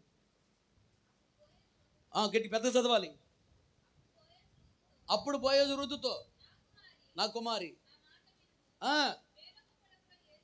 వేరొక పొలములో ఏరుకొనుటకు పోవద్దు, దీన్ని విడిచిపెట్టి వెళ్ళవద్దు. ఇక్కడ నా పనికత్తలేద్దనగా ఇక్కడ ఉన్న సావుకులతో నిలకడగా ఉండి, ఇక్కడున్న సావుకులతో నువ్వు నిలకడగా ఉండాలి. కోయు చేను కనిపెట్టి సావుకులను నువ్వు వెంబడించాలి. తర్వాత నిన్ను ముట్టకూడదని యవనస్తులకు ఆజ్ఞాపించాను అనగా, యవనస్తులు అనగా సాతాను శక్తులు. నీవు సేవకులు వెంబడిస్తూ సేవకుల దగ్గర ఉంటే సాతాను శక్తులు మిమ్మల్ని ముట్టవు. ఆమెన్. హల్లెలూయా, హల్లెలూయా. తర్వాత నీకు దాహమైనప్పుడు, దాహము అనగా ఆశ, కోరిక. నీకు దాహమైనప్పుడు అంటే ఆశ, కోరిక అని అర్థం. ఏ ఆశ? మీకు ఆశలేవు లేవా? ఉండలేవా? అబ్బాయికి ఉద్యోగం రావాలని, అంతేనా? ఇల్లు కట్టుకోవాలని, పిల్లకి పెళ్ళి కావాలని, అలాగే పిల్లలు పుట్టాలని ఆశలు ఉన్నాయి లేవా? ఉన్నాయి కదా. అయితే నీకు ఆశ కలిగినప్పుడు, దాహం వచ్చినప్పుడు అంటే నీకు ఆశ కలిగినప్పుడు, దీవించబడాలని ఆశ కలిగినప్పుడు ఎక్కడ ఉండాలంట? కొండలు ఎద్దకు పోయి సేవకులు చేదిన నీరు తాగు, నీ దాహం తీరిద్ది. అంటే పనివారు చేదిన నీళ్లు తాగంటే, నీరు అంటే వాక్యము, పనివాళ్ళు అంటే సేవకులు. సేవకులు చెప్పిన వాక్యం నువ్వు వింటే నీ దాహము తీరిద్ది. అంటే నీ కోరికలన్నీ తీరతాయి. కొద్దిగట్టిగా చెప్పట్లో నీ కోరికలన్నీ తీరతాయి. సేవకులు చెప్పిన మాట విను అంతే. ఎదురు చెప్పగాక, ఎదురు మాట్లాడగాక, ఎదురు చెప్పగాక, ఎదురు మాట్లాడగాక. నీకు దాహం వేసినప్పుడు కొండల దగ్గరికి వెళ్ళు, పనివారు చేదిన నీళ్లు త్రాగు. పనివారు అంటే సేవకులు, నీరంటే వాక్యము. నీకు దాహం అంటే నీ కోరిక. నీ దాహం తీరుతుంది. నీ దాహం తీరాలంటే, నీ కోరికలు నెరవేర్చబడాలంటే పనివారు అనే సేవకుల దగ్గరికి వచ్చి వాళ్ళు చేదే నీళ్లు అంటే వాళ్ళు చెప్పే వాక్యాలు విని వాక్యానుసారంగా బ్రతుకు. నీ కోరికలన్నీ నెరవేరుస్తాడు, సంపూర్ణ బహుమానం ఇస్తాడు దేవుడు. ఆమేన్. హల్లెలూయా. తర్వాత ఏంటంట? అందుకు ఆమె ఏమి తెలిసి పరదేశిన నాయందు లక్ష్యముంచున్నట్లు నీవుకు కటాక్షము కలిగెను చెప్పగా, బోయజు మీ అత్తకు నువ్వు చేసినదంతయు నాకు తెలిసింది. బోయజు రూతుతో అంటున్నాడు. బోయజు అంటే యేసయ్యకి సాదృశ్యం, రూత్ అంటే సంఘానికి సాదృశ్యం, సంఘమైన మీరే. ఆవిడ అంటుంది, జాగ్రత్త నా వైపు చూస్తున్న మాట గమనించి ముగించబోతున్నా. ఆవిడ అంటుంది, రూత్ అంటుంది, ఏమండి బోయజు గారు, నా మీద ఎందుకయ్యా నీకు ఇంత కటాక్షము, ఇంత ఇంత జాలి, ఇంత దయ ఎందుకయ్యా అని అడిగితే ఆయన ఏం చెప్పాడు తెలుసా? మీ అత్తగారికి నువ్వు ఏమి, నీ భర్త చనిపోయిన తర్వాత మీ అత్తగారికి నువ్వేం చేసావో నేను చూసా, నేను విన్నా, అందుకని నేను నిన్ను ప్రేమిస్తున్నానమ్మా అన్నాడు. అత్తగారికి నువ్వేం చేసావో నేను విన్నాను, దానికి దేవుడు నీకు ప్రతిఫలం ఇస్తాడు. యెహోవా రెక్కల కింద క్షేమంగా ఉంటావు, ఆయన నీకు సంపూర్ణ బహుమానం ఇస్తాడు. ఎందుకంటే అత్తగారికి నువ్వు చేసింది దేవుడు చూశాడు. ఇక్కడ అత్త అనగా సేవకుడు, సేవకుడుకు నువ్వు చేసింది దేవుడు చూశాడు. సేవకుడికి దశంభాగం ఇచ్చావా? కానుక ఇచ్చావా? సేవకుడికి ఆరోగ్యం ఇవ్వలేకపోతే ప్రార్థన చేసావా? సేవకులకి చెప్పిన మాట విన్నావా? అత్తగారికి రూతు చేసింది ఆయన విన్నాడంట, అందుకని నీకు సంపూర్ణ బహుమానం అన్నాడు బోయజు రూతుతో. అలాగే అత్త అంటే సేవకులు. ఇక్కడ సేవకులకు నీవు దశంభాగం ఇచ్చినా, కానుక ఇచ్చినా, సేవకుల కోసం నువ్వు ప్రార్థన చేసేవేమో, సేవకులు చెప్పిన మాట విని పరిచర్య చేసేవేమో, ఇలా సేవకులకు నువ్వేది చేసినా అది వృధా కాదు, దానికి దేవుడు ప్రతిఫలం ఇస్తాడు. ఏంటి దేవుడిచ్చే ప్రతిఫలం అంటే, దేవుడిచ్చే ప్రతిఫలం, నీకు ఇచ్చే ప్రతిఫలం ఏంటంటే ఆయన రెక్కల కింద మీ కుటుంబాలన్నీ సురక్షితంగా కాపాడబడతాయి. ఆమేన్ చెప్పండి. ఆమె దేవుడు నీకు సంపూర్ణ బహుమానం ఇస్తాడు. గట్టిగా చెప్పట్లా? అంతేనా? గట్టిగా స్తోత్రం, స్తోత్రం, స్తోత్రం, స్తోత్రం, స్తోత్రం అంట. ఆమేన్, ఆమేన్. సంపూర్ణ బహుమానం అంటే అన్ని దీవెనలు ఇస్తాడు. అత్తగారికి నువ్వు చేసింది నేను విన్నానమ్మా, బోయజు రూత్ అంటున్నాడు. మీ అత్తగారికి నువ్వేం చేసావో నేను విన్నానమ్మా, అందుకు దేవుడు నీకు సంపూర్ణ బహుమానం ఇస్తాడు. అత్త అంటే సేవకులు, సేవకులకు నువ్వు చేసింది దేవుడు చూశాడు. నువ్వు కానుక ఇచ్చావు కదా, దశంభాగం ఇస్తున్నావా? ఇవ్వకపోతే తీర్మానం చేసుకో, దశంభాగం ఇవ్వాలి. దశంభాగం ఇస్తే మీ కుటుంబాలు బహుగా దీవించబడతాయి. ఇప్పటికి నేను దశంభాగం తీస్తా, దశంభాగం తీయాలి, నేను కూడా ఇస్తా. దశంభాగం తీయాలి. దశంభాగం తీస్తే ఆకాశ వాకిళ్ళు విప్పి పట్టజామంత విస్తార దీవులు కుమ్మరిస్తాడు. దశంభాగం ఇవ్వకపోతే దీవెన ఉండదు, పరలోక రాజ్యం ఉండదు. దశంభాగం తీస్తే దేవుడు బహుగా దీవిస్తాడు. 100 రూపాయలు సంపాదించావా, 10 రూపాయలు పక్కన పెట్టు, 90 రూపాయలు నువ్వు వాడుకో, 10 రూపాయలు తీసుకొచ్చి సేవకులకి ఇచ్చి ప్రార్థన చేయించుకోవాలి. ఎందుకు? ఈ సేవ ఇలా జరగాలి అంటే ఎన్ని ఖర్చులు ఉంటాయి, ఇవన్నీ జరగాలి లేదా? దశంభాగం నువ్వు తీయాలి. తీస్తే దేవుడిని బహుగా దీవిస్తాడు. నువ్వు చేసిన దాన్ని బట్టి, నువ్వు ఇచ్చిన కానుకను బట్టి. ఇలాంటి మీటింగ్స్ అంటే ఖర్చులు ఉంటాయి, మంచి కానుక ఇవ్వాలి. మరి నువ్వు ఇచ్చిన కానుకను బట్టి, నువ్వు ఇచ్చిన దశంభాగాన్ని బట్టి, నువ్వు చేసిన పరిచర్యను బట్టి, సంఘము కొరకు నువ్వు ఉపవాసం ప్రార్థన చేసేవేమో, లేదా సేవకుల కొరకు ప్రార్థన చేసేవేమో, సేవకులకు సహకారంగా ఉన్నావేమో, అత్తకు నువ్వు చేసిన దాన్ని బట్టి సంపూర్ణ బహుమానం దేవుడు నీకు ఇస్తాడంటున్నాడు. అలాగే అత్తంటే సేవకులకు నువ్వు ఏమైతే చేసావో దాన్ని బట్టి దేవుడు నీకు ప్రతిఫలం ఇస్తాడు, సంపూర్ణ బహుమానం ఇస్తాడు. సేవకులకు మేలు చేసినా దేవుడు విడిచిపెట్టడు, సేవకులకు కీడు చేసినా దేవుడు విడిచిపెట్టడు. కీడు చేస్తే సేవకులకి ఏమొచ్చింది? కీడే వచ్చింది. సేవకులకు మేలు చేస్తే మేలే వచ్చింది. మేలు చేయండి, మేలుని మీరు అనుభవిస్తారు. దేవునికి స్తోత్ర, హల్లెలూయా. అక్కడ చదువు, ఇంకా ఇంకొద్ది మాట చదువు ముగించుకుందాం. అక్కడ తల్లిదండ్రులు విడచి తల్లిదండ్రులు విడిచిపెట్టి రావటం అంటే తల్లిదండ్రులను బట్టి పిల్లలకు వస్తాయి ఏంటి? చెడ్డ అలవాట్లు, ఆచారాలు వస్తాయి. తల్లిదండ్రులు విడిచిపెట్టి వచ్చావు అమ్మా రూతు, నీవు తల్లిదండ్రులు విడిచిపెట్టి వచ్చావు అంటున్నాడు బోయజు.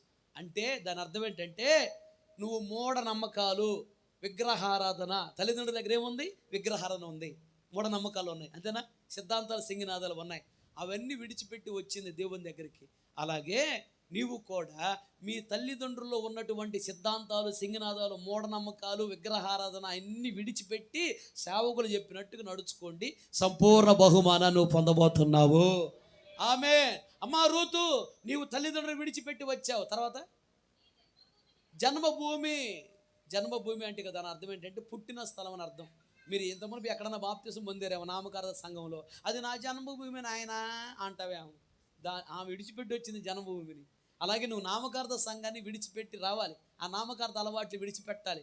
ఆ నామకార్థ పాస్టర్ కనపడతాడు, అప్పుడప్పుడు కనపడి, అమ్మా ఏందమ్మా ఎక్కడికెళ్తున్నావు అంటే రాజేష్ వాళ్ళ లాజర్ గారు చర్చికి వెళ్తున్నాను నేను, రాజేష్ వాళ్ళ చర్చికి వెళ్తున్నాను నేను అని చెప్తావు. ఇప్పుడు ఆయన పేరు మార్చాడు, ఏంటి చర్చి పేరేంటి ఇప్పుడు? మాది కూడా జయధ్వని. దేవునికి స్తోత్ర, జయధ్వని. ఎక్కడికి వెళ్ళినా జయమే, ధ్వని పడుతుంది అంతే. ఆ ప్రాంతంలో బాగా మంచి పేరున్నది అన్నది జయధ్వని అంటే, బాగా డెవలప్ అవుతూ ఉంది జయధ్వని. ధ్వని ఇక్కడి నుంచి చూసుకో, ధ్వని పుట్టింది పరిచర్య గురించి. దేవుడు అట్లా అద్భుతాలు చేయబోతున్నాడు, ఆశ్చర్యకాలు చేయబోతున్నాడు, ఆత్మకాలను చేయబోతున్నాడు. జయమే. మేము జయధ్వని చర్చికి వెళుతున్నాము యాళ్ళూరులో అని చెప్పావా? ఆ నామకార్థ పాస్టర్లు ఏమంటారు తెలుసా? అమ్మా నువ్వు ఇక్కడ బాప్తిసం పొందావమ్మా, ఇది తల్లి సంఘం అమ్మా, ఇది జన్మభూమి అమ్మా, విడిచిపెట్టి వెళ్ళబాకాను, నువ్వు అక్కడే ఉండు నాయన, నేను రానులేని చెప్పు. అర్థమైందా? నామకార్థ పాస్టర్ల దగ్గర బాప్తిసాలు తీసుకుంటే పరలోక రాజ్యానికి వెళ్ళరు. కనుక వాళ్ళు నామకార్థంగా బ్రతికేవాళ్ళు, బ్రతుకు కొరకు సేవ చేస్తూ ఉంటారు. అలాంటి వాళ్ళు రకరకాలుగా అంటారు. వాళ్ళని పట్టించుకోవద్దు, వాళ్ళ మాటలు వినొద్దు, వాళ్ళ ఇంటికి కూడా రాని కాకండి. ఇక్కడే స్థిరంగా నిలబడండి, దేవుడు మిమ్మల్ని దీవించబోతున్నాడు.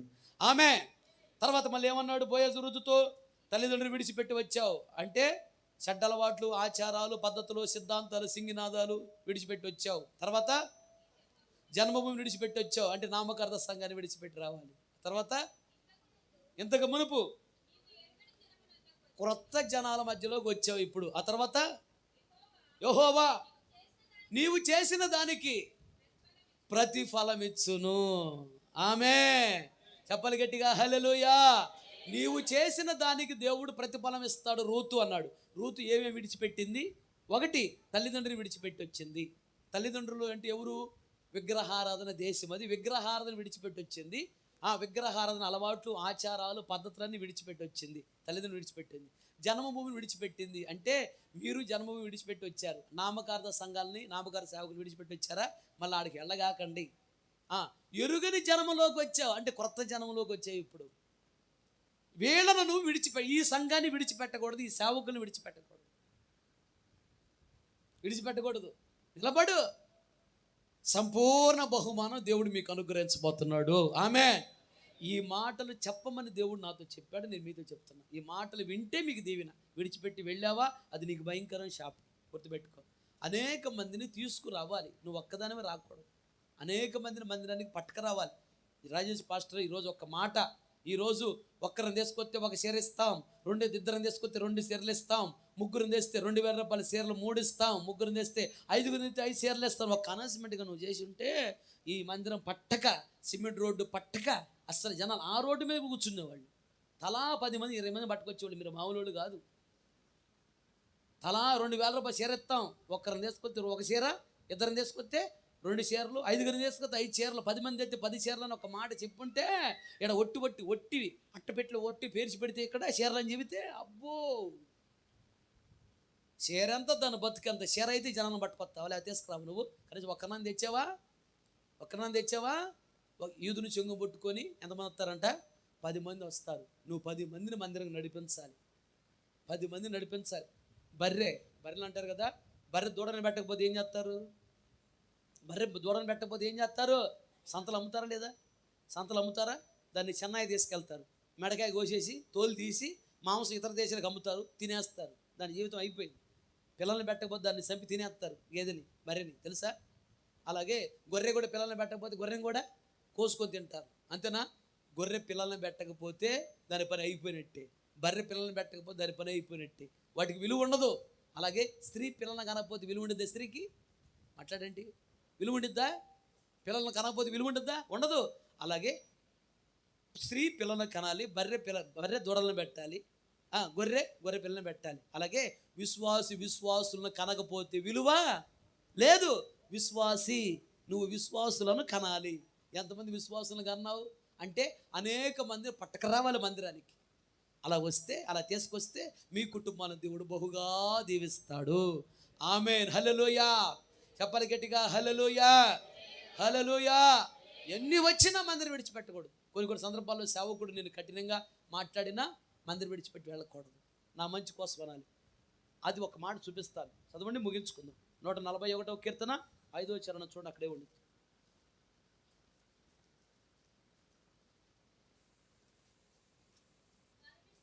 అమ్మా అది కాదు, అది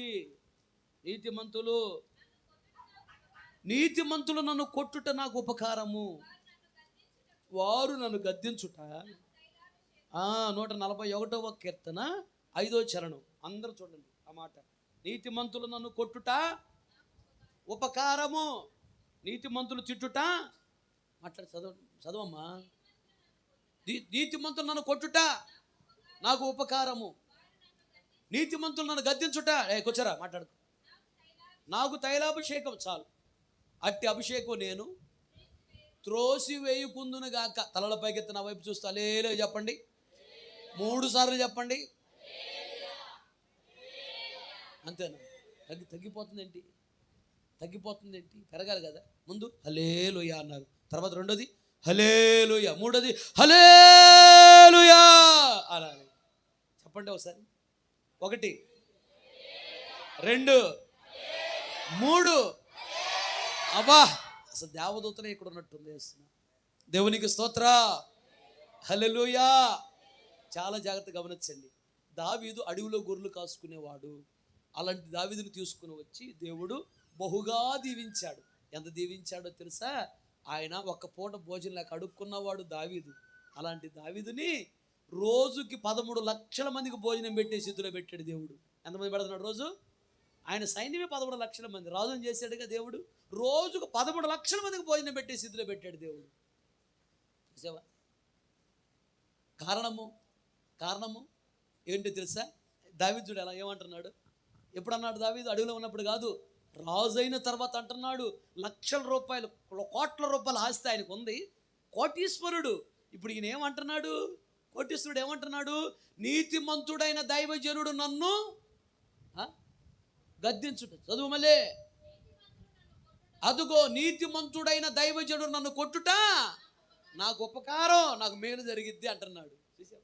నీతిమంతుడైన దైవజనుడు నన్ను తిట్టుట, నన్ను గద్దించుట నాకు పరిశుద్ధాత్మ అభిషేకం వచ్చేసింది. ఇది నాకు కావాలి అంటే ఆయన ఏమంటున్నాడు, నీతిమంతులని దైవజనులు నన్ను కొట్టాలి, నీతిమంతులని దైవజనులు నన్ను తిట్టాలి. అది నాకు ఆశీర్వాదం. నన్ను కొట్టాలి, నన్ను తిట్టాలి అంటున్నారు. అర్థమైందా? అందుకనే దావీదు ప్రపంచంలో గొప్పోడయ్యాడు, దేవుని రాజ్యంలో ఉన్నాడు. దేవుని రాజ్యంలో ఉన్నాడు. అలాగే నీవు కూడా ఏమి కోరుకోవాలి? నీతిమంతులు నన్ను కొట్టుట నాకు ఉపకారం, నీతిమంతులు తిట్టుట నాకు తైలాభిషేకం. అప్పుడు పరిశుద్ధాత్మ అభిషేకం వచ్చింది నీకు. కనుక పాస్టర్ గారు నన్ను ఒక మాట అన్నాడు, వాక్యంలో సూటిగా నాకే తగిలింది. నేను రాను. వాక్యం అంటే మీకే, ఫ్యానుకా రేకులుకా? వాక్యం మీకే, వాక్యం నీకే. మీకు చెప్పపోతే, సేవకులు చెప్పకపోతే ఎవరు చెప్తారు? ఎవరు చెప్తారు? సేవకులకి చెప్పేది. వాక్యం వినగానే ప్రేమగా వచ్చిన వాక్యం, ఆదరణతో వచ్చిన వాక్యం, నవ్వుతూ వచ్చిన వాక్యం, వాక్యం ఎలా వచ్చినా ఎవరి వాక్యం అది?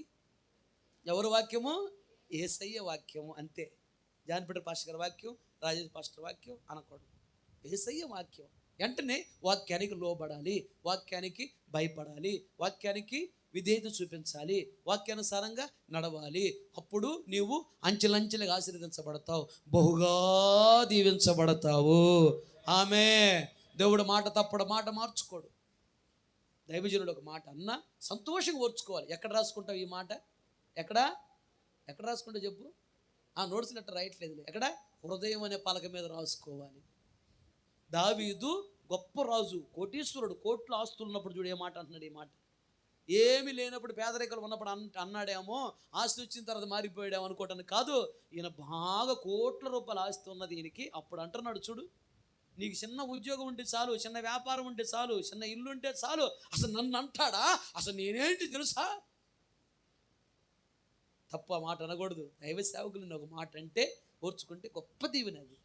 నీకు కొద్దిగా ఒక దైవ సేవకుడు మాట అంటే ఓర్చుకోకపోతే, నీ కొద్ది కూడా సహనం లేకపోతే పరలోక రాజ్యం ఎలా ఇస్తాడు? సహించిన వారమైతే ఏలుబడు చేయదు అని రాయబడింది. నీవు మహిమా శరీరాన్ని ధరించుకొని ఈ భూమి మీద 1000 సంవత్సరాలు యేసయ్యతో కలిసి పరిపాలన చేయాలంటే, మనము 1000 ఏళ్ళ పరిపాలన చేయాలంటే సహించుకోవాలి. సహించిన వారం అయితే ఏలుబడి చేస్తాం. 1000 ఏళ్ళ పరిపాలన ఏలుబడి చేయాలి కదా మనందరం. తర్వాత పరలోక రాజ్యం కడతాం కదా. ఏలుబడి చేయాలి అంటే సహించుకోవాలి. నీకు సహనం ఓర్పు పొందలేదని సేవకుల చేత దేవుడు అప్పుడప్పుడు అనిపిస్తాడు. ఒక మాట అన్నా, ఒకసారి నేనే తిడతా, మధ్యాహ్నమే తిట్టా ఆయన్ని. మధ్యాహ్నం అన్నాను, నీకు బుద్ధి లేదు, జ్ఞానం లేదు అన్నాను. సంతోషం నవ్వుతా ఉన్నాడు. అంతమంది అన్న ఎదురు తిరిగేమని అన్నాడా? అన్నా. చిన్న విషయం కాడ తిడుతుంటాను నేను. తిట్టినా ఎదురు మాట్లాడాను, సంతోషంగా తీసుకుంటారు. అన్న అలాగే దైవ సేవకులు నేను ఒక మాట అన్నప్పుడు ఓర్చుకోవాలి, సంతోషంగా ఓర్చుకోవాలి. అప్పుడు దేవుడు నీ మీద కృప చూపిస్తాడు. అలిగి వెళ్ళకూడదు. మందిరం విడిచిపెట్టి అలిగే వాళ్ళతో దేవుడు ఉండడు, సైతాను ఉంటాడు. అలగటం అనేది సైతాను బుద్ధి. అలగకూడదు. ఎన్ని వచ్చినా సంతోషంగా ఓర్చుకోవాలి. మొగరొచ్చండి, తలలు వంచండి, ప్రార్థన చేసుకోండి.